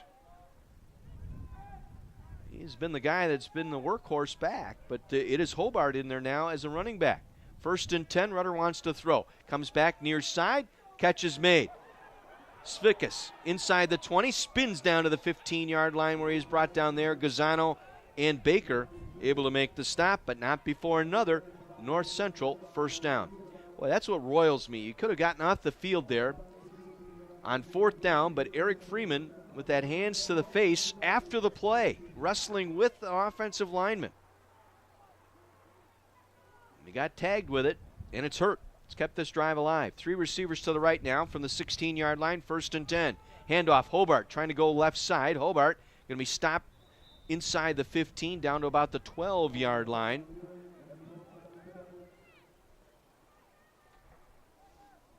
Jeremy Benke was in there on the stop for the Redmen. Gain of 4 sets up a 2nd down 6 here for North Central. Mugalu now back in there as a running back. And Rudder wants to throw. Has some time, dancing around the pocket. Now scrambles right, being chased out. Chased down to the sideline, gets it away, and it is caught! Touchdown, North Central. Penalty marker thrown after the catch. Somehow threaded the needle in the near corner, or the far corner of the end zone near pylon. We'll see what the penalty's all about. This may have been after the play. But North Central, if it stands, will be up 15-7 here. Offsetting penalties, I believe.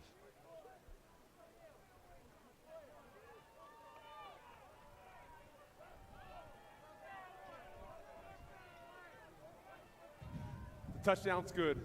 After the play was over, unsportsmanlike conduct, offense number 5. That 15-yard penalty will be enforced on the kickoff. We have an untimed down. That is number 5's first unsportsmanlike conduct of the game. So Svikas, after the touchdown catch, his 6th of the season, called for the unsportsmanlike conduct, makes it a 15-7 game, and that Freeman penalty standing out like a sore thumb. Kick is on the way, and the kick is good. 16-7 North Central, 8:07 to play here in the third. 8 plays, 59 yards. The 15-yard hands to the face penalty after the play by Eric Freeman allowed the Cardinals to continue this drive, and Rudder, who was flushed out of the pocket by Jeremy Benke, rolling to his right, got one away over the top, over Boomba, and in front of Amani Dennis. And after the catch, Svikas spiking the ball in front of Dennis, called for the unsportsmanlike conduct. Second touchdown pass of the afternoon for Rudder. 15-yard penalty on that unsportsmanlike enforced on the kickoff, so it'll move the kickoff back to the 20-yard line. Redmond should be able to return this one. Jones and Bazaric standing at the 10-yard line.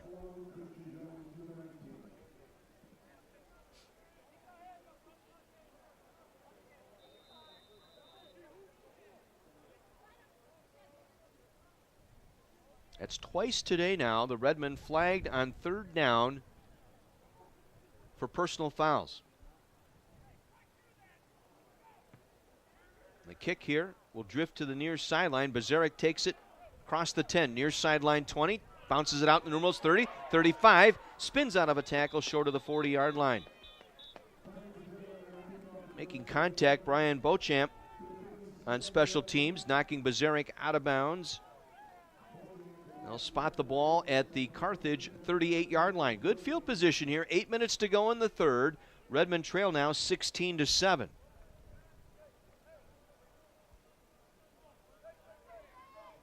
Carthage had trailed 2-0, gained the lead at 7-2 on the Bazaric 52-yard touchdown grab, but back-to-back scores now by North Central. Play fake, Dury trying to throw it into traffic, and there's a penalty flag there.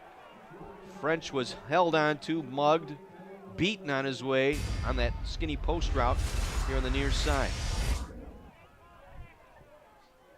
Call it what you will. Holding, defense, number 6. 10-yard penalty from the previous spot, automatic, first down. DJ Workenthien called for the holding call on French. French was lined up here as a wideout near side, just a little 5-yard break and a slant route, and got held up before the ball got there. 7 penalties on, make that 8 penalties on North Central for 75 yards. 1st and 10 Redmond at the 48. McGeary picking his way up the middle. Gets it across midfield, out to the 48-yard line now of North Central. Good strong run by Lafayette McGeary. Tommy Highland was in on that stop. Gain of 4 sets up 2nd and 6 here for the Redmen at the 48 of North Central. 3 receivers, 2 to the left side here for Carthage. They'll hand it off. McGeary trying to circle left, now cuts it at the hash mark, gets back to the line of scrimmage. Quick defense that time by North Central. Did a nice job reacting, getting down the line of scrimmage laterally that time. Storm Simmons in on that stop. Quickly now, 3rd down for the Redmen. Redmen 2 for 8 on 3rd down conversions. McGeary going to hand it off. McGeary, big hole. McGeary wrestled down, but a penalty flag. This may be coming back for a hold.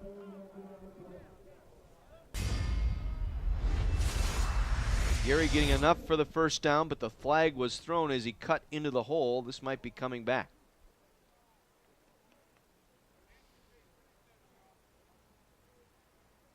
Personal foul, hands to the face, offense number 77. 15-yard penalty, still 3rd down.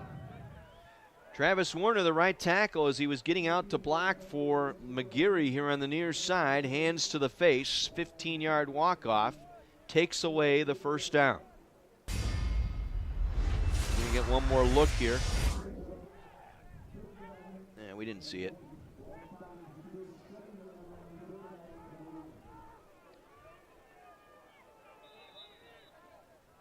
Now, if it was on him, I'm looking at it. If it was on Warner, I don't see it.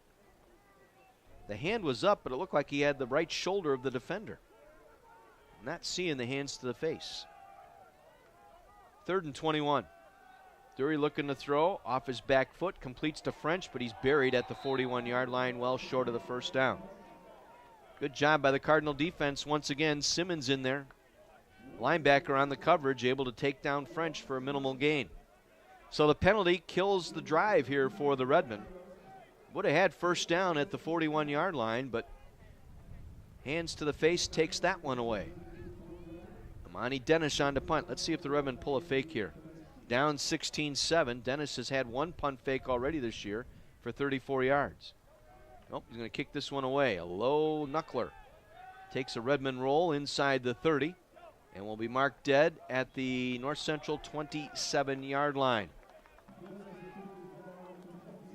31-yard punt, and that's pretty good into that wind here in this 3rd quarter. So with 5:57 to play in the 3rd, Cardinals will get it back, leading by a score of 16-7. Our broadcast this afternoon brought to you in part by Ruffalo's 2 Pizzeria and Family Restaurant, by Lou Perini's Gas and Grocery on 52nd Street and Sheridan Road, by Something Different, a Sports Fan Fantasyland on 6th Avenue in downtown Kenosha. 1st and 10, North Central at their own 27-yard line, leading 16-7. Rudder changing the play at the line of scrimmage. Redmond showing blitz. They'll hand it off to Hobart, and he's got nowhere to go. Emmett Trost there to run him down. Vaughn Hobart getting in there to carry the football here in this second half. The Again, Mugalu is healthy. He did take a snap earlier. Hobart, just his second game as a Cardinal. Coming in, had just one carry for 6 yards. 2nd and 10 now for North Central at their own 27-yard line. 2 receivers to the right. Rudder wants to throw.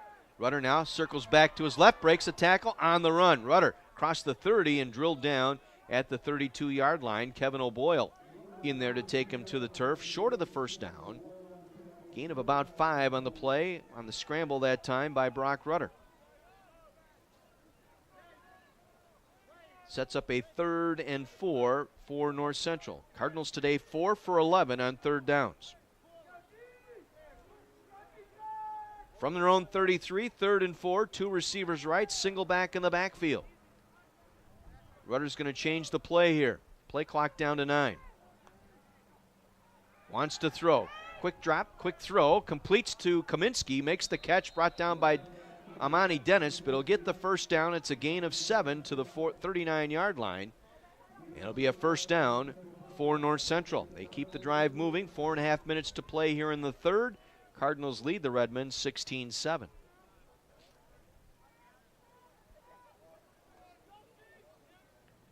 Again, Rudder looking to throw on first down. High throw, caught on the run that time by Moore. Cameron Moore out of Grand Valley State, a transfer. Gain of 4 on the play to that far sideline by Moore. Gazzano able to escort him to the boundary. Makes it 2nd down and 6. Under 4 minutes to play here in the 3rd. Hill in the backfield now as a running back. 2 by 2 are the receivers. Late snap, everybody jumped. Everybody knew the count except the center that time. False start, offense, 75, 5-yard penalty, still 2nd down. That time Gray forgot to snap the ball and everybody fired off the line of scrimmage. And it flagged Sturba, but looked like everybody else was moving before the ball got snapped.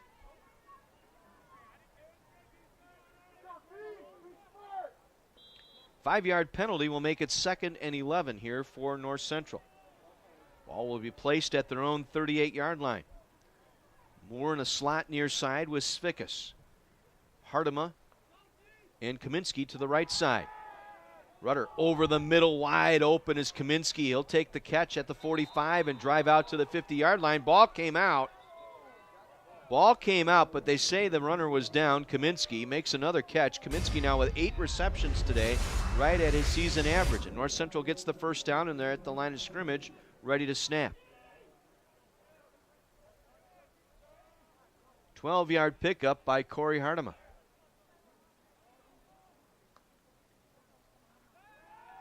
Again, Rudder looking to throw. Wide open is Kaminsky inside the 30, 20, 15. Rolled out of bounds inside the 10-yard line by Amani Dennis. They'll mark him out at the 8. 42 yards, and it'll be 1st and goal, North Central. Beautifully thrown ball that time, just a wheel route. Ran the man in motion around the corner. Redmond vacated the spot out there on the far sideline and left him all alone. Kaminsky for 42 down to the Redmond 8. 1st and goal, North Central.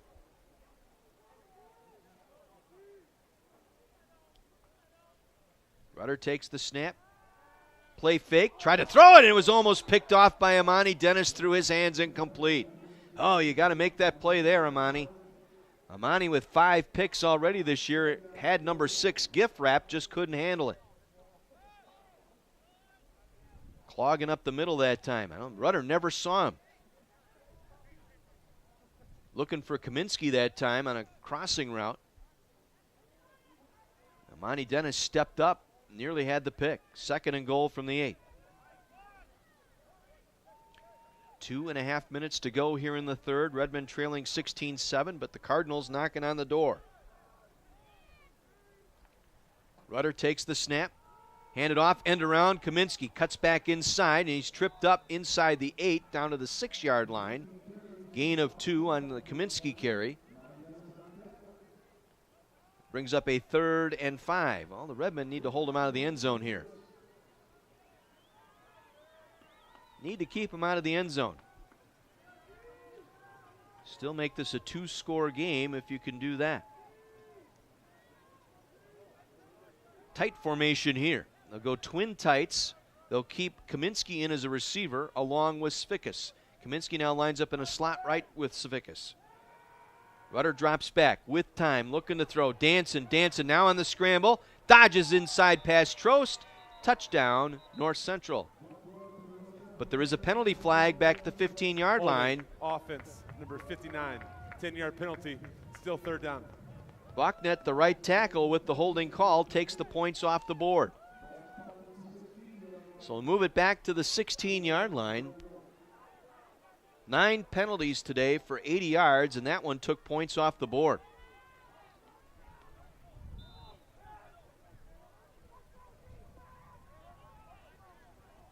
So 3rd and goal from the 16 with 1:48 to play here in this 3rd quarter.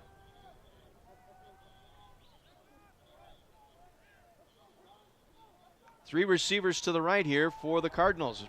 Rudder dancing around the pocket again. Now scrambles to his right. Now throws back left. Ball in the air. Broken up by Baker. Incomplete. Tried to go right and throw left. Had the wind at his back looking for Svikas. And Baker was able to get a hand in there and knock it away. Incomplete. And the field goal unit coming on. Well, that's a win for the Redmen defense. The penalty hurt. Took the touchdown off the board. Will force a field goal attempt. This one will be a 33-yarder from the left hash mark for Jutka, who has yet to miss. He's 8 for 8 this year. High snap, ball down, kick is on the way, and the kick is good, just inside the left upright. He's 9 for 9. Just got it inside the left upright, makes it a 19-7 ball game. So 10 plays, 57 yards. The holding call taking the Rudder touchdown off the board. And Jutka's 33-yard field goal adds to their lead now, 19-7, with a $1:35 to go here in this 3rd quarter. Again, the Redmen will have the wind at their back in the 4th. North Central taking advantage. All of their touchdowns coming with the wind at their back today. See if the Redmen can get a couple of touchdowns here with the wind at their back.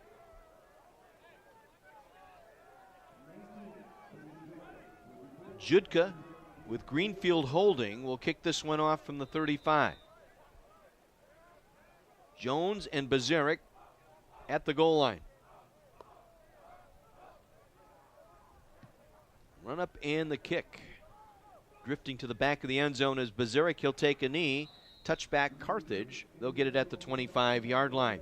Again, the Redmen on the road next week. They'll take on North Park down in Chicago.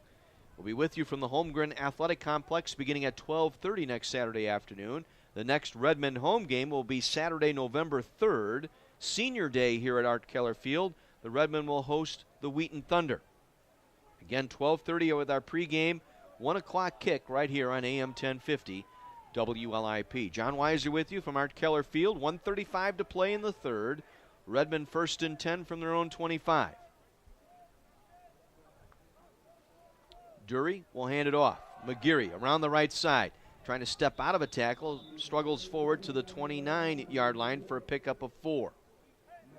Sutherland there to make the stop, the senior safety for North Central. Give him a full 5 yards on it. Nose of the football at the 30-yard line. Sets up a 2nd and 5. Redmen taking their time here, knowing that they're going to get the wind at their back in the 4th here. As the clock slips under 1 minute to play here in the 3rd. Play clock now at 10. Twin receivers to the left here with McGeary the single back on 2nd down and 5. And movement up front. False start by the Redmen. There was confusion on the snap. Offense number 76, 5-yard penalty, still 2nd down. Brandon Ingalls in at left guard here on this series, the junior. Called for the false start. Second and 10 for the Redmen. From their own 25, clock rolling, 35 seconds to play in the quarter. Dury gets the snap, hands it off. McGeary, nowhere to go.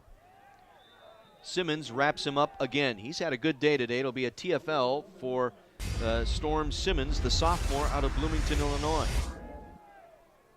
And that'll be the last play into the wind for the Redmen this afternoon. They will sit on this, take us into the fourth quarter here in Kenosha. A 12-point North Central lead. Cardinals, 15th ranked in the nation. They lead it by a score of 19-7 as we head into the fourth. Back with the fourth quarter after this. You're listening to Carthage Football on AM 1050 WLIP.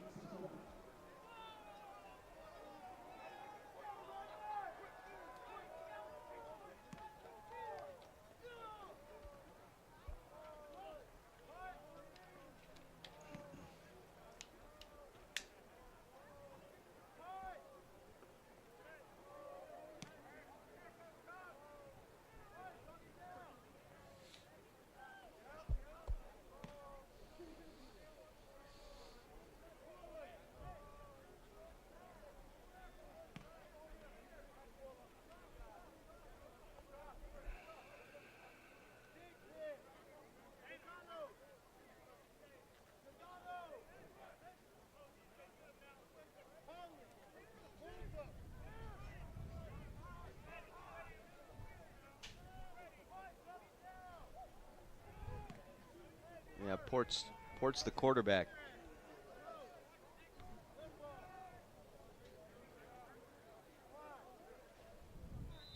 Start of the fourth quarter here in Kenosha. 19-7 in favor of North Central. Carthage with the ball, facing a 3rd and 12. With the wind at their back, right to left. Dury looking to throw, scrambles right, and now has some running room. Dury with some room down the far side across the 30 and wrapped up by Warkenthien as he comes across the 30 out to the 33-yard line. Going to be stopped short of the first down. Third quarter numbers in now. North Central 299 yards, Carthage 131 yards. Time of possession 26.5 minutes for North Central, 18.5 for Carthage. Ricky Klein on to punt here, 4th and 2 from their own 33. Great job by Warkenthien to make that stop. Came across the line of scrimmage. Otherwise, Dury would have had a first down. Klein belts this one, a line drive kick as Kaminsky muffs it a little bit. Now comes across the 20 and out to the 25-yard line. Good coverage by the Redmen downfield. Jogi Bumba there along with Liam Pooler to make the play on Kaminsky. So it'll be 1st and 10 North Central. Ball just across their own 25-yard line. We're early here in the fourth. Windy afternoon, temperatures in the 40s. And again, teams going left to right into this wind have really struggled today.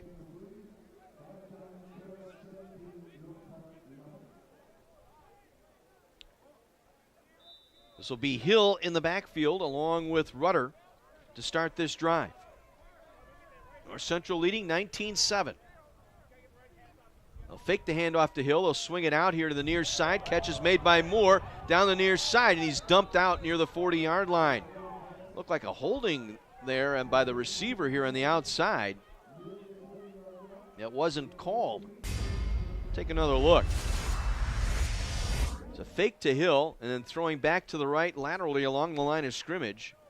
Got it out to Moore. Oh, yes, indeed. Baker was held up. Guy had a fistful of jersey out there was Kaminsky as Moore made that catch. 15-yard pickup and a first down. This is Hill trying to get across the 40, and he has stood up at the 41 and driven back for a 1-yard gain. Terrence Hill, 7 carries today for a net of 13. Brings up 2nd down. Again, North Central left to right here in this fourth going into the wind. Rudder going to take a lot of time here. Wants to take as much time as he can here. Try and milk some of this clock down. Takes the snap, hands it off to Hill. Met in the backfield and wrestled down at the 40-yard line. Jacob Seimer out of Indian Trail here in Kenosha. The tackle for a loss back at the 40-yard line. It'll bring up a 3rd and 10.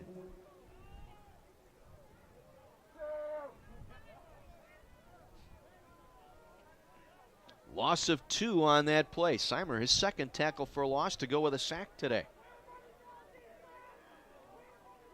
So 3rd and 10 for the Cardinals. They'll go 4 receivers, 2 by 2 here. Double slot, single back is Hill. Rudder takes the snap with time, comes back over the middle, ball thrown behind Kaminsky, incomplete.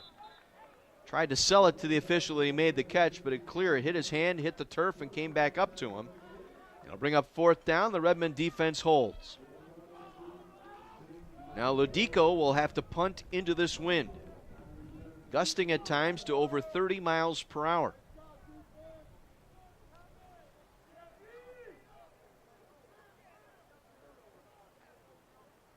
Gets a low snap, takes his time with this one. Wind will play havoc with this. It won't even reach the Carthage 35 and is downed at the Redmond 37-yard line. 27-yard punt, no return, but good field position here for the Carthage Redmond. With 12:11 to play in the game, Carthage trailing 19-7. Our game this afternoon brought to you in part by Wingstop of Kenosha.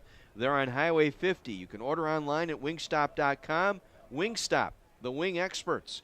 By Armored Seal Coating, protecting your investment with asphalt seal coating and crack filling maintenance. Online at armoredsealcoating.com. 1st and 10 Redmond at their own 37. Dury takes the snap, fakes the handoff to Fontenot, scrambling up the middle, still on the run, and he'll be sacked back at the 30. They'll give him full forward progress back to the line of scrimmage. So it will not be a sack. Tackle made on the play by Brian Beauchamp.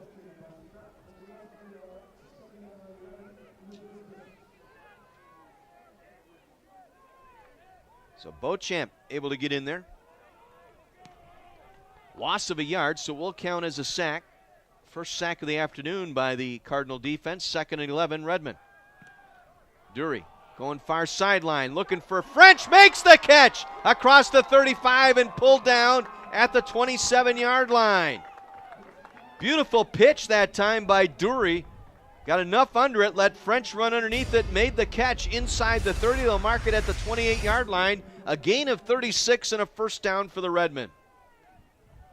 Dury quickly to the line. Hands it off, Fontenot lowers his head up the middle, inside the 25, down to the 23-yard line is Dana Fontenot. Fontenot, the freshman out of Lake Charles, Louisiana. That's his 10th carry for 16 yards today. Neither team able to get much going on the ground today. Dury quickly now, 2nd and 5. Fontenot again, he's tripped up. Workenthien knocked him off balance that time for no gain. And now quickly a 3rd down here for the Redmen. 3rd and 6. 3 receivers, 2 to the near side. Bazarek in the slot. Dury rolling left, under pressure. Gets rid of it and throws it away incomplete. Brings up 4th down. Well, now what do? You got the wind at your back here. You'll have the ball spotted at the middle of the field. Redmond going to go for it here, or they bring the field goal unit on? Redmond are going to go for it here on 4th down. 4th and 6 from the Cardinal 24. Redmond on 4th down this year, 7 of 16. Dury will take the snap, fake the handoff to McGeary. Over the middle, caught by Bazarek. Inside the 10, touchdown Redmond. They convert on 4th down. They had Bazarek lined up in a slot left, ran a sharp post route over the middle. On the play action fake, the linebacker stepped up, and Bazarek got behind him. Dury threw a dart in stride to Bazarek, his 2nd touchdown reception of the game. 19-13 North Central. Unland on for the extra point. Kiesel on the hold, muffs it. The kick still up, and the kick is good. 19-14, Redmond to within 5, 10:35 to go here in the 4th quarter. Tell you what, let's take a break. We'll catch up on a spot, 60-second break coming your way. Redmond have closed it within 5, 19-14 on 1050 WLIP.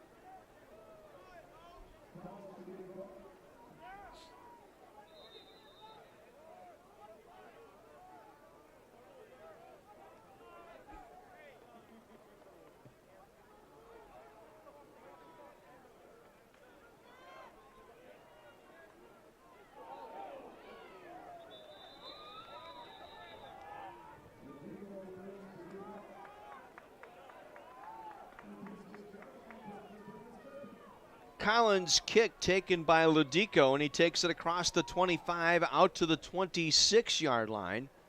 And that's where the Cardinals will start this drive. John Weiser back with you at Keller Field in Kenosha. 10.5 minutes to play. Redmond have closed it within 5, 19-14. 6 plays, 65 yards for the Redmen. Bazarek, his second touchdown reception of the ballgame. Rudder going to throw on first down, completes the pass to Kaminsky. He's wrestled down across the 35-yard line by Jogi Bumba. Going to be short of the first down. It's a gain of 8, sets up a 2nd and 2 for North Central.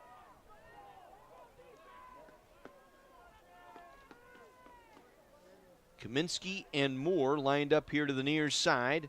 Svikas to the far side. Single back is Hill on 2nd down and 2 from the 35-yard line. They'll give it to Hill. And Hill back to the line of scrimmage. May have gotten a yard out of it. May have got the first down. Second surge by Hill that time picks up the first down.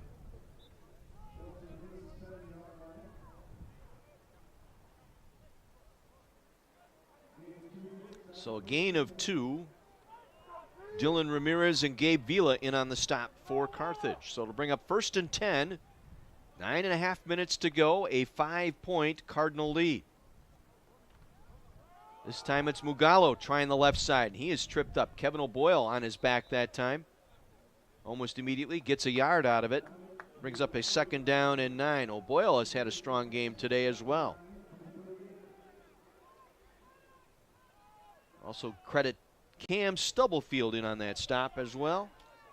Hello, Naples, Florida. I know you're listening down there today. We could use some of your weather today. Low 40s, wind chills in the 20s today. We've had some snow at halftime today. We had snow flurries. 2nd down and 9 from the 38. Play action fake. They try and throw it. Pass thrown behind Kaminsky, incomplete. Sharp post route that time by Kaminsky, who was lined up here on the left side, and that pass thrown behind him, incomplete. Sets up 3rd down and 9 for North Central. Clock stopped, 8:50 to play. Redmond need a stop here, need to get off the field. North Central 5 for 14 on 3rd downs today. Lead the nation in that category at 59% coming into the game today. Rudder's going to take a timeout here. Jeff Thorne didn't like the alignment. There was some confusion here on the offense.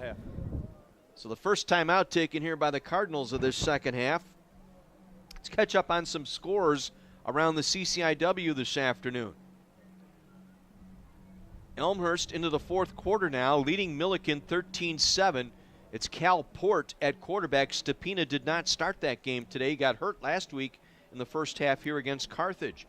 Wheaton now up 13-3 on Augustana, 9.5 minutes to go down in Rock Island. They've reached halftime in Waukesha. Carroll shutting out North Park. It's the Pioneers 17, North Park nothing. And under the lights in St. Louis tonight at Francis Field, it's Wash U hosting Illinois Wesleyan. Badgers won their game today, as did Northwestern. Big Ten football. I believe that's 14 straight now. Make that 16 straight over Western Division foes by Wisconsin with that victory over Illinois today. 3rd and long, 3rd and 9. Rudder wants to pass with time over the middle, diving grab short of the first down. Catch is made by Svikas. It's going to be a yard shy of the first down, and Cardinals are going to go for it, of course. Redmond need a stop, 4th down. Cardinals 0 for 1 today. They were stopped in the red zone on 4th down. Can the Redmen stone them here? 4th and 1 from their own 49. Rudder going to throw, pump fakes, now gets it out, man, open, wide open is the receiver down the sideline, inside the 10, down inside the 9, down to the 7-yard line. Big catch, Matt Metz, sophomore wide receiver out of Niles West, with his first reception of the afternoon, and it's a big one, takes him down to the Redmond 8-yard line. Redmond sold out on the run. The old hitch and go that time. Rudder pump faked once. That allowed the defender to cut up field, and the receiver Metz got behind the corner and was left wide open down to the Redmond 7-yard line. 1st and goal, North Central. Great call by Jeff Thorne and his offensive coordinator Brad Spencer. On the carry, this is Lodico. Lodico, his first carry this afternoon, and he is stopped for no gain. Doesn't carry the ball all that much. No gain, 2nd and goal at the 7.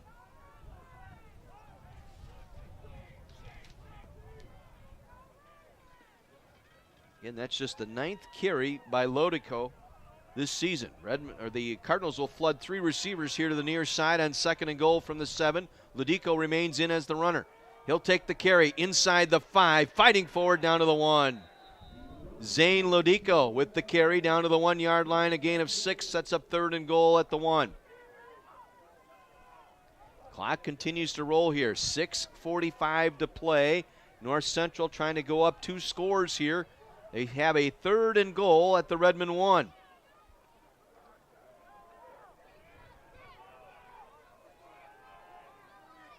Rudder will get them set at the line of scrimmage. 2 receivers. Kaminsky lined up in a slot near side with Hartema. Lodico the single back. Tight end in the backfield as a fullback. They'll give it to Lodico. 2nd effort. Touchdown, North Central. Ran right over Cedric Fry, and North Central back up by 2 scores. 25-14. The big play. The Rudder pass to Metz on 3rd down, or 4th down and 1. 47-yard conversion down to the Redmond 7-yard line set them up.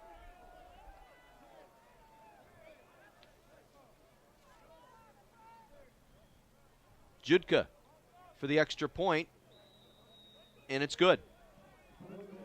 North Central, 9 plays, 74 yards. The big play, the big reception on 4th down. Metz making that catch for 47 yards set them up 1st and goal at the 7. And any momentum the Redmen got off that touchdown taken away. First score today by either team going into the wind offensively. North Central got 2 points on a safety back in the first quarter on a high snap into the end zone. 26-14 now in favor of North Central with 6:20 to play.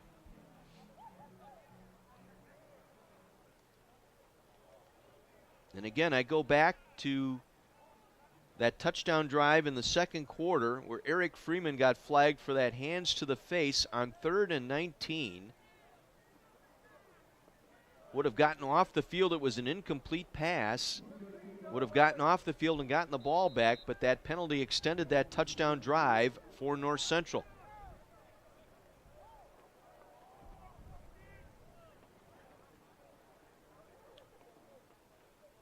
Judka's kick into the wind, straight up in the air. Redmond will let it bounce. It's loose inside the 20. and it's picked up by the Redmen. There was confusion all around. Nobody wanted to take control of that kick. Nobody called for it. Nobody said anything. Got to communicate down there, guys. Liam Pooler finally came away with it.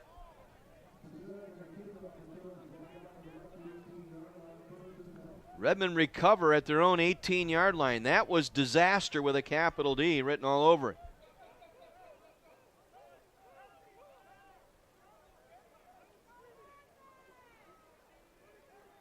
So Redmen take over at their 18-yard line, trailing now by 12.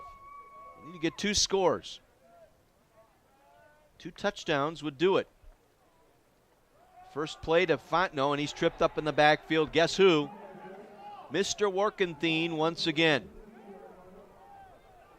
He has had a day today. Workenthien now with 9 tackles on the day, 4 tackle for loss, make that 6 tackle for losses now.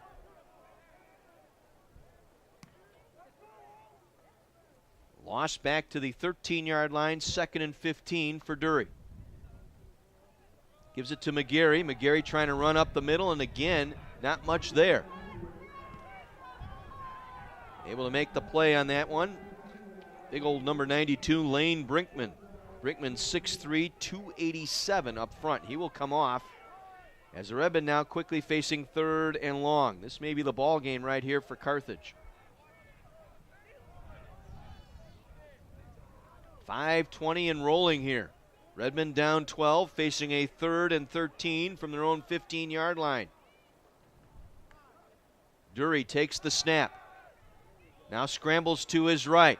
Dury still on the run, gets rid of it, and it is incomplete. Short hop the intended receiver, Bazarek, at the first down stick. A little more air under it would have gotten it, and I'm surprised here. Redmen are going to send the punting unit on.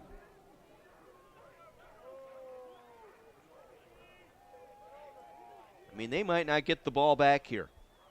With 5 minutes to go, trailing by 12, they decide not to go for it here on 4th down. Klein on to punt it away. Klein end over end kick. It will bounce in front of Kaminsky, take a nice Redmen roll inside the 30, continues to roll near the 20-yard line, and that's where it'll drop dead at the 20. 65-yard punt that time by Klein, a season best.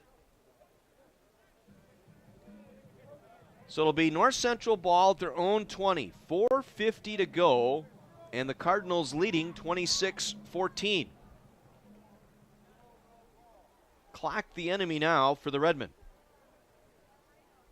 Carthage has all 3 timeouts remaining. They may need to use them here on this drive. Rudder will come in. Lodico now in the backfield running the football. He will get the call. Lodico tries left, not much there, gets the line of scrimmage, maybe a yard, and that's it. Just across the 20-yard line, Lodico. Fry on the stop for Carthage. Cedric Fry, the senior. Clock continues to tick down here. Rudder going to take the full advantage of that 40-second play clock.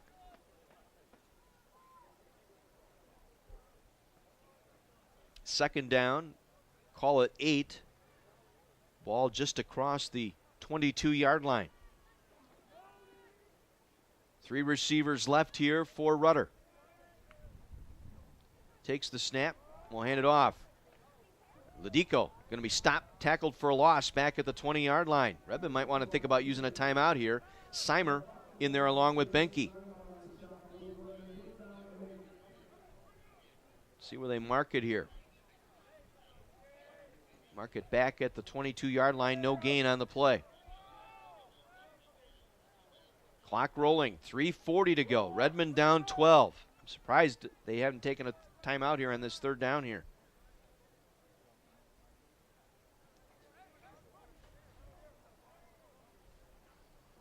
Rudder now with 3 receivers left. And a penalty flag stopping play. Be a false start penalty here on North Central. That's been their False pain start, today. Offense number 53, 5-yard penalty, still 3rd down.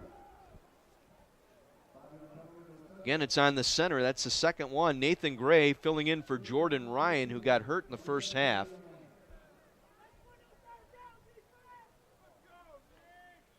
So a 5-yard walk-off will make it a 3rd and 13. North Central 6 for 16 on third downs today. Redmond dreadful on third downs themselves. Carthage today just 2 for 12. All the things that Dustin Haas talked about in that pregame, they weren't able to do today. And that was extend drives. Rudder now on third down will run a draw play to Ladico. Ladico with some running room up the middle gets the first down. And that is your ball game right there. Carthage will have to take 3 timeouts here to get the ball back. Huge third down gain by Ladico. Picks up 15, and clock continues to roll. 2:45 remaining.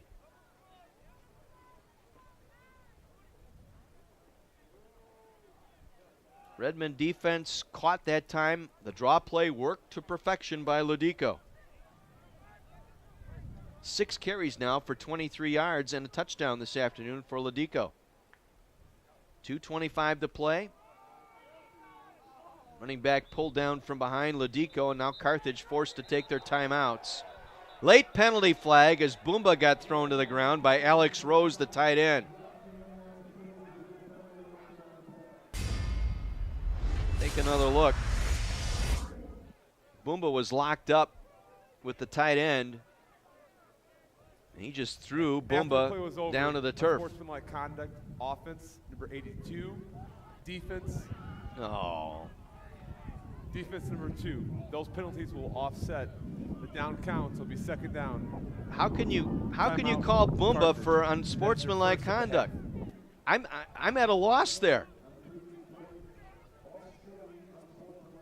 Boomba got tangled up. He was the one that got thrown to the turf. So the down counts, loss of 1, second down 11, timeout Redmond, 2:19 to play.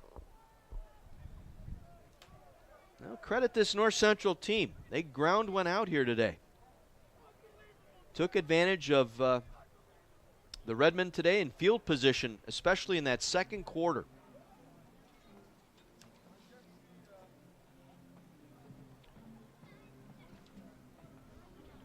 I mean, they were able to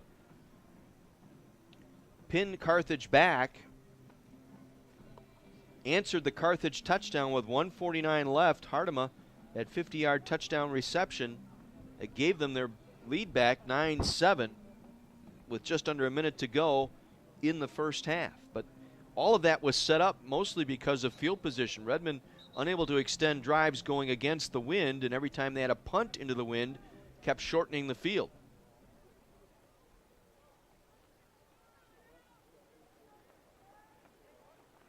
And then with the wind at their back in the third quarter, able to get a couple of touchdowns. Svikas, a 12-yard pass, and Judka, the 33-yard field goal. Had the Ladico touchdown here in the fourth, and that's where we stand, 26-14. Ladico going to run right into the Carthage defender. Gabe Vila. Redmond will take their second timeout with 2:12 remaining. That's their second time out of the half. So no gain, 3rd and 10 upcoming here for North Central. Well, next week the Redmond travel to Chicago. They'll take on North Park. There's still a lot to play for if you're a Redmond fan. Don't forget soccer tonight here at Art Keller Field, 5 o'clock. Lady Reds and Milliken, 7:30. Redmond take on the Big Blue. Earlier today in volleyball down at Elmhurst, Lady Reds taking number 1 ranked Calvin into 4 sets before falling 3-1. Good effort on the part of Leanne Ulmer's volleyball squad. That tournament, they knocked off Stevens Point last night and gave Calvin all they could handle. So 3rd down and 10, ball at the 31-yard line for North Central. They lead it 26-14. Again, they'll run the draw play, and again, they'll wrap up Ladico behind the line of scrimmage.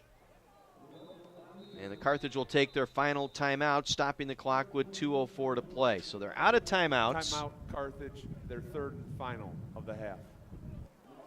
Having to burn them here on this drive. Other scores, they're now final down in Rock Island. Wheaton, a 20-3 victory over Augustana today. Milliken has come back, lead by 1 now, 14-13 with under 3 minutes to go at Elmhurst. And Carroll now just underway in the third quarter. The Pioneers lead North Park 17-0. Later tonight, Washington University hosting Illinois Wesleyan. Wesleyan at 5-0 in conference play. Wash U 4-1. Their only loss in conference to North Central. Ladico punting into the wind here. Carthage should come away with good field position, but they're down 2 scores. Put the rush on, got it away. Fair catch signaled for and made at the 41-yard line by Bazrick.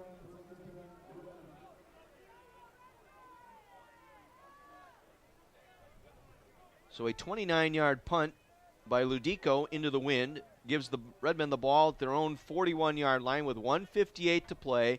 Carthage out of timeouts, trailing by 12.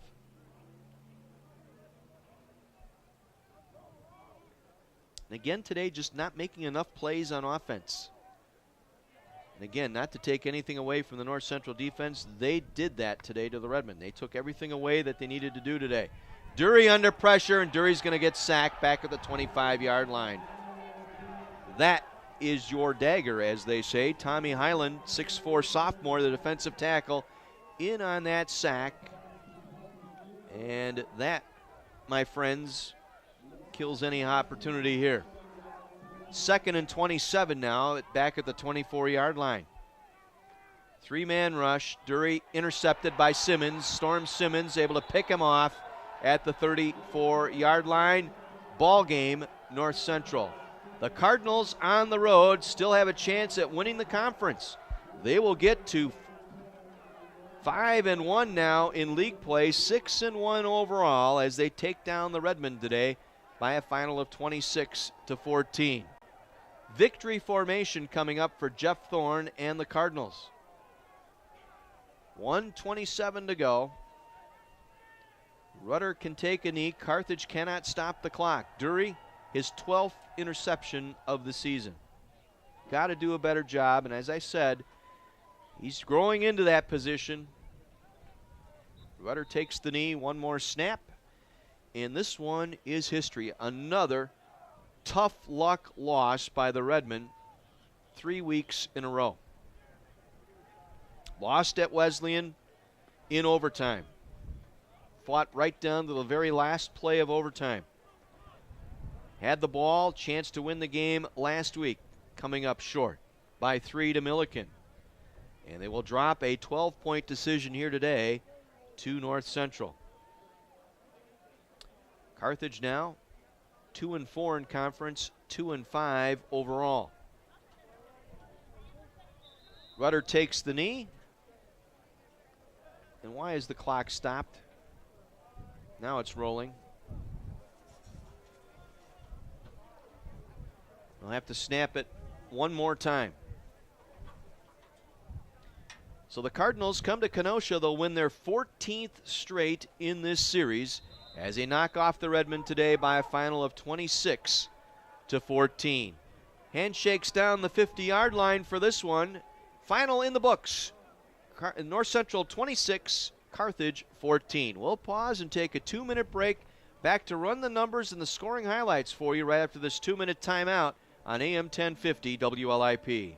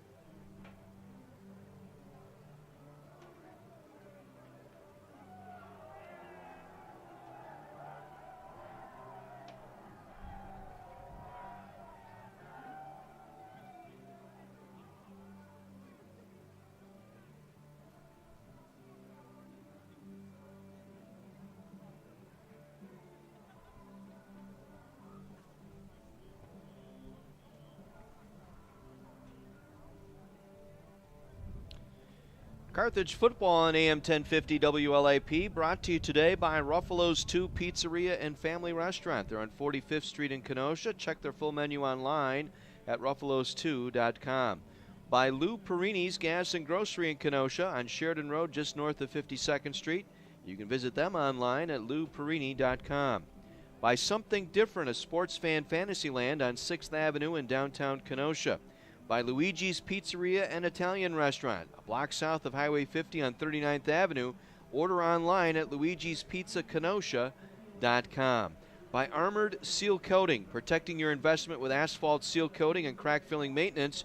Check them out online at armoredsealcoating.com. By Wingstop of Kenosha on Highway 50, they're the wing experts.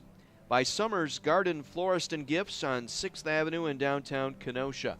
Steve Vigiano Insurance of Kenosha. You need Steve. Call him today, 262-605-9880, or visit vigianoins.com. By our good friends at S.J. Crystal's Menswear. For the finest in men's fashions, it's clearly S.J. Crystal's. They're located in downtown Kenosha on 57th Street. By Mason's Eatery and Pub on Highway 50 west of Green Bay Road. Don't be a chain eater, eat at Mason's. By Lynch Chevrolet of Kenosha, just east of I-94 and Highway 50. By Dickey's Barbecue Pit, again on I-94 and Highway 50 across from Woodman's. And by Triangle Flooring, Furniture, and Appliance Center. They're located 3 miles east of I-94 and Highway 50 at 39th Avenue, Kenosha. John Weiser back with you at Art Keller Field in Kenosha. A blustery afternoon that see the Redmen fall for the 3rd straight week. This time a 26-14 short end to the 15th ranked North Central Cardinals. With the loss today, the Redmen now fall to 2-5 and 2-4 in CCIW play. The Cardinals now at 6-1 and 5-1 in conference play. And pending the outcome of that Elmhurst-Milliken game and Wesleyan's game against Wash U, it is a logjam at the top of the conference. And the Redmen again had their opportunities today, but just could not get the drives extended, particularly on 3rd down. A rough one again today on that down, as Carthage converted on just 2 of 12 3rd downs today. They had their lowest time of possession in nearly 3 years at 23 minutes today. And again, that's a credit to North Central. The Cardinals rolled up 83 plays today to the Carthage 50 offensive plays, to the tune of 397 yards for North Central, 184 for the Redmen. Carthage with only 9 first downs today, as they struggled trying to get this one in today. And again, the weather didn't play any favors. Teams going into the wind twice today, unable to do much. But North Central, got to give them credit. They ground one out here today when a lot of things weren't working.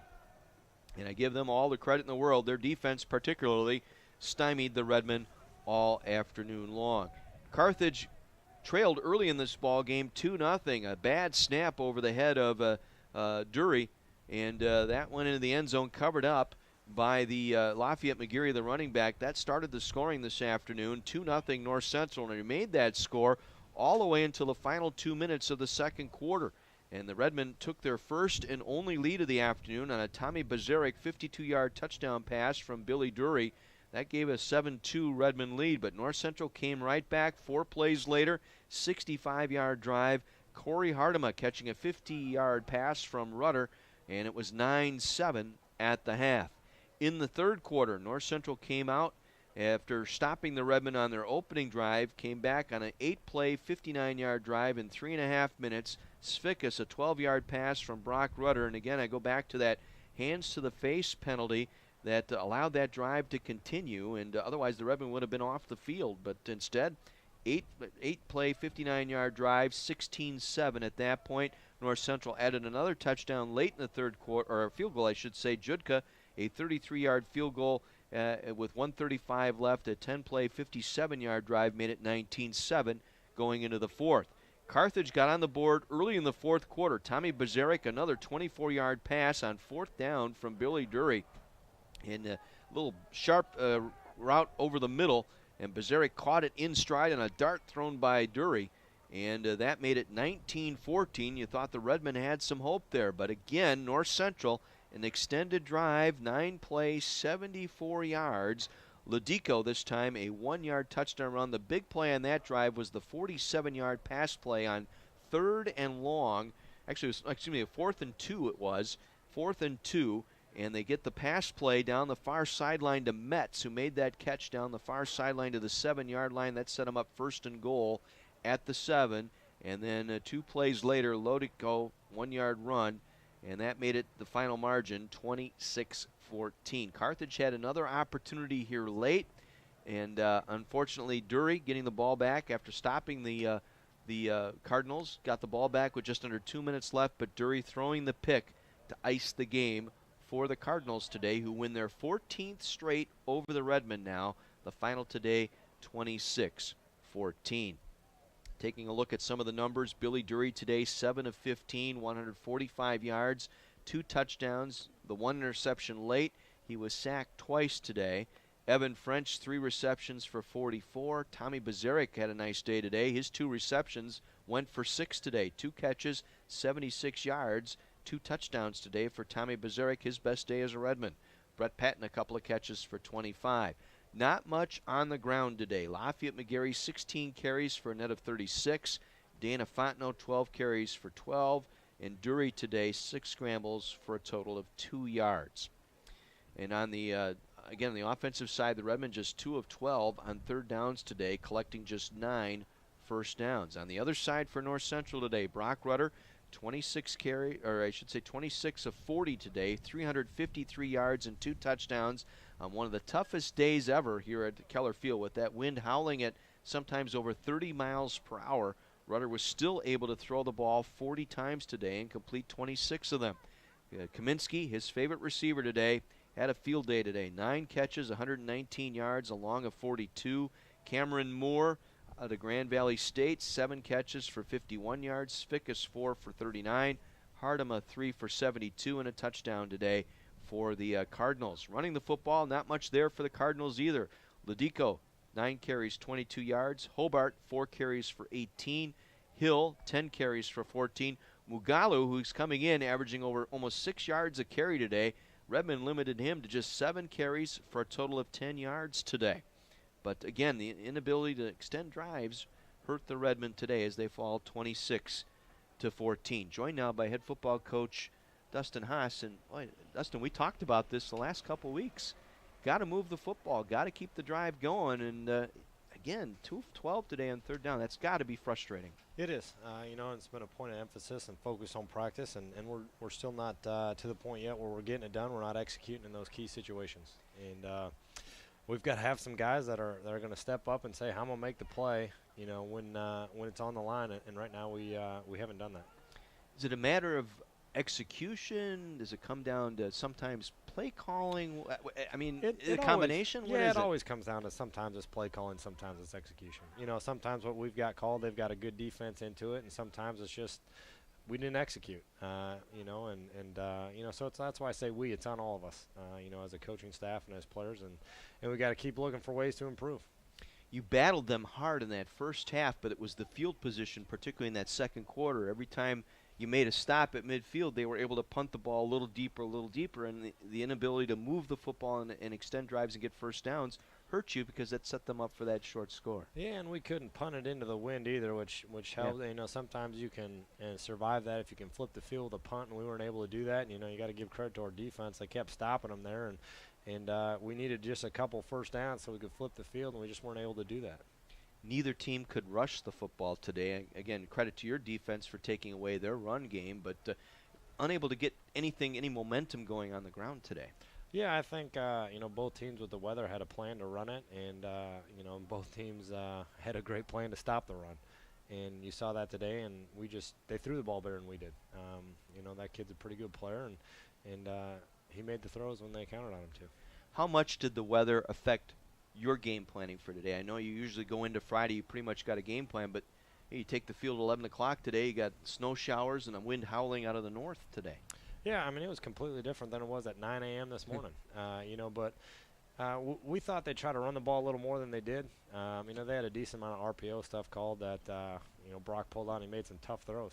He's got some good wideouts that made good catches, and he made good throws. And, we thought we battled, thought we played hard. We just didn't do enough. Yeah, and again, I thought today, too, the one play that sticks out in my mind, the hands to the face by Eric Freeman. You just got to disengage and let it go, and that led to a touchdown drive. You would have been off the field, and probably with good field position, they wouldn't have been able to score on that drive. You're exactly right. I will have to watch on film, see what happens, but it's been our Achilles heel there the last couple of weeks, or some of these penalties or not called penalties at some key times there, and that definitely hurt us. Those are the more, as coaches, the selfish penalties. That stuff it just can't happen. You just got to let it go. You got to live to play the next down. There's no doubt. You got to be smart. Got to be cool-headed, and he wasn't on that play. Special teams a factor today. Neither team could punt that ball, as you said, into the wind. That had just been brutal there, trying to figure out what you're going to do. Yeah, it was terrible. We went to Amani, tried to do a couple of the roll punts, and you saw the wind just carry the ball off his foot right out of bounds anyway. So it was tough. It was hard to punt it into the wind, and I'll give those kids credit. They did their best. Best play of the day, I thought, was the one here at midfield, the Bazarek screen pass. Can you talk a little bit about what went into that one? Yeah, good call. They'd been heavy pressure in that situation, and they'd been bracketing French, and so we thought, let's get the ball to Tommy. Ran an inside tunnel screen, and offense line did a good job getting out into the second level, and Tommy made it happen. I thought the block by Wells there to seal off the edge on that far side, cut the cornerback off, allowed the cutback lane for Bazarek once he made the catch to come back to the near side. It was a good call, and it was well executed. His second touchdown pass, just a quick slant route? Yep. We knew they'd be bringing pressure, and told Tommy beat him inside and told Billy to give him a ball, and he did, and led to a touchdown. I think that was Billy's best pass as a Redman there. He threw that one on a dart right in stride to Bazarek, and he just took that right to the end zone. With some pressure in his face. Yes. Very good. Very good. The interception at the end of the game, not really a factor other than just no chance to really have anything going. And again, that draw play call they made on that last drive, man. Yeah, and it goes back. Part of that's a bad call by me. I had a pass rush stunt on, but we teach our guys that if you're getting run blocked, don't run the pass rush stunt. And they ran it anyway and created a big hole, and that obviously allowed them to eat up some more of the clock as well. Yeah, frustrating day again today, and you just got to go back to work, right? What do you do? That's all you can do. We've played some pretty good football teams. Played a pretty good football conference, and some of that has been out of our control. The way things have happened at the end of games, and this one was in our control. We just didn't execute. What do you tell the team? Got to go back to work. There's nothing you can do. And they're all fixable mistakes. We just have to fix them. It's got to be a point where somebody's going to stand up and say, "Hey, I'm going to execute on third down. I'm going to make the throw. I'm going to make the block. I'm going to make the catch." And making the decision to do that, we've got to do that. Yeah, and next week now it's on to Chicago, North Park. They struggling today. If Johnny throws that up, they're down 23-0 in the third to Carroll up in Waukesha today. Wheaton picking up the win on the road in Rock Island, 20-3. And Milliken, Port started that game today. Stepina did not play, and they pulled one out at the end. Late touchdown to defeat Elmhurst in Elmhurst today, 14-13. Sometimes you just do enough to win there. Well, there's your updated standings now. Wesleyan with their game tonight against WashU. That becomes the big game in the conference now, because if WashU pulls that victory, you've got four teams at 5-1 going into the final 3 weeks of the season. It's a good league. There's no doubt about it. You got to come to play every week. It's a fun league. It really is. And you look at that now. We've got 4 teams at 5-1, possibly 5 teams at 5-1 if WashU gets the victory at home. You've got 3 teams getting votes in the top 25. A 4th team sitting underneath in WashU. And you look at it at the end of the day. Is this? I guess that's the question I wanted to ask last week, and I didn't. I'll ask it this week. Do you think this conference gets 2 teams in for the national tournament? I think there's no doubt about it. This is the best this conference has been since I've been here. Just top to bottom, the caliber of teams and the caliber of football players. And I think there's no question that they get 2 teams in. I think that I think there's going to be a couple teams with 1 loss that finish it off. And, if not, you're having, undefeated. And then it's going to be a decision on which 1-loss teams get in. Because, like I said, there's some really good football teams in this conference right now. Milliken really has the toughest out of that group with 1 losses because they've still got games left with North Central, Wesleyan, and Wash U. They control their own destiny. And they win, they'll be just fine. And same thing with Wash U. Keeps winning, they'll be fine. And if Wesleyan wins the out, they'll win it outright again. So there's going to be some good games the rest of the way out. Well, next week's going to be a better opportunity, I think, for the Redmen. I think that's where the frustrations might end down in Chicago. At least we hope so. Every week's a good opportunity. We just have to go out and do our job. Take a hold of it, grab hold, and hang on. That's what we got to do. There's no doubt. Coach, thanks for coming up. Thank you. Coach Dustin Haas joining us on our post-game today. Tough one today. Redmen fall by a final of 26-14 to 15th-ranked North Central. The Cardinals now at 5-1 in the league. Carthage falling to 2-4 in conference play. So the Redmen back in action next Saturday.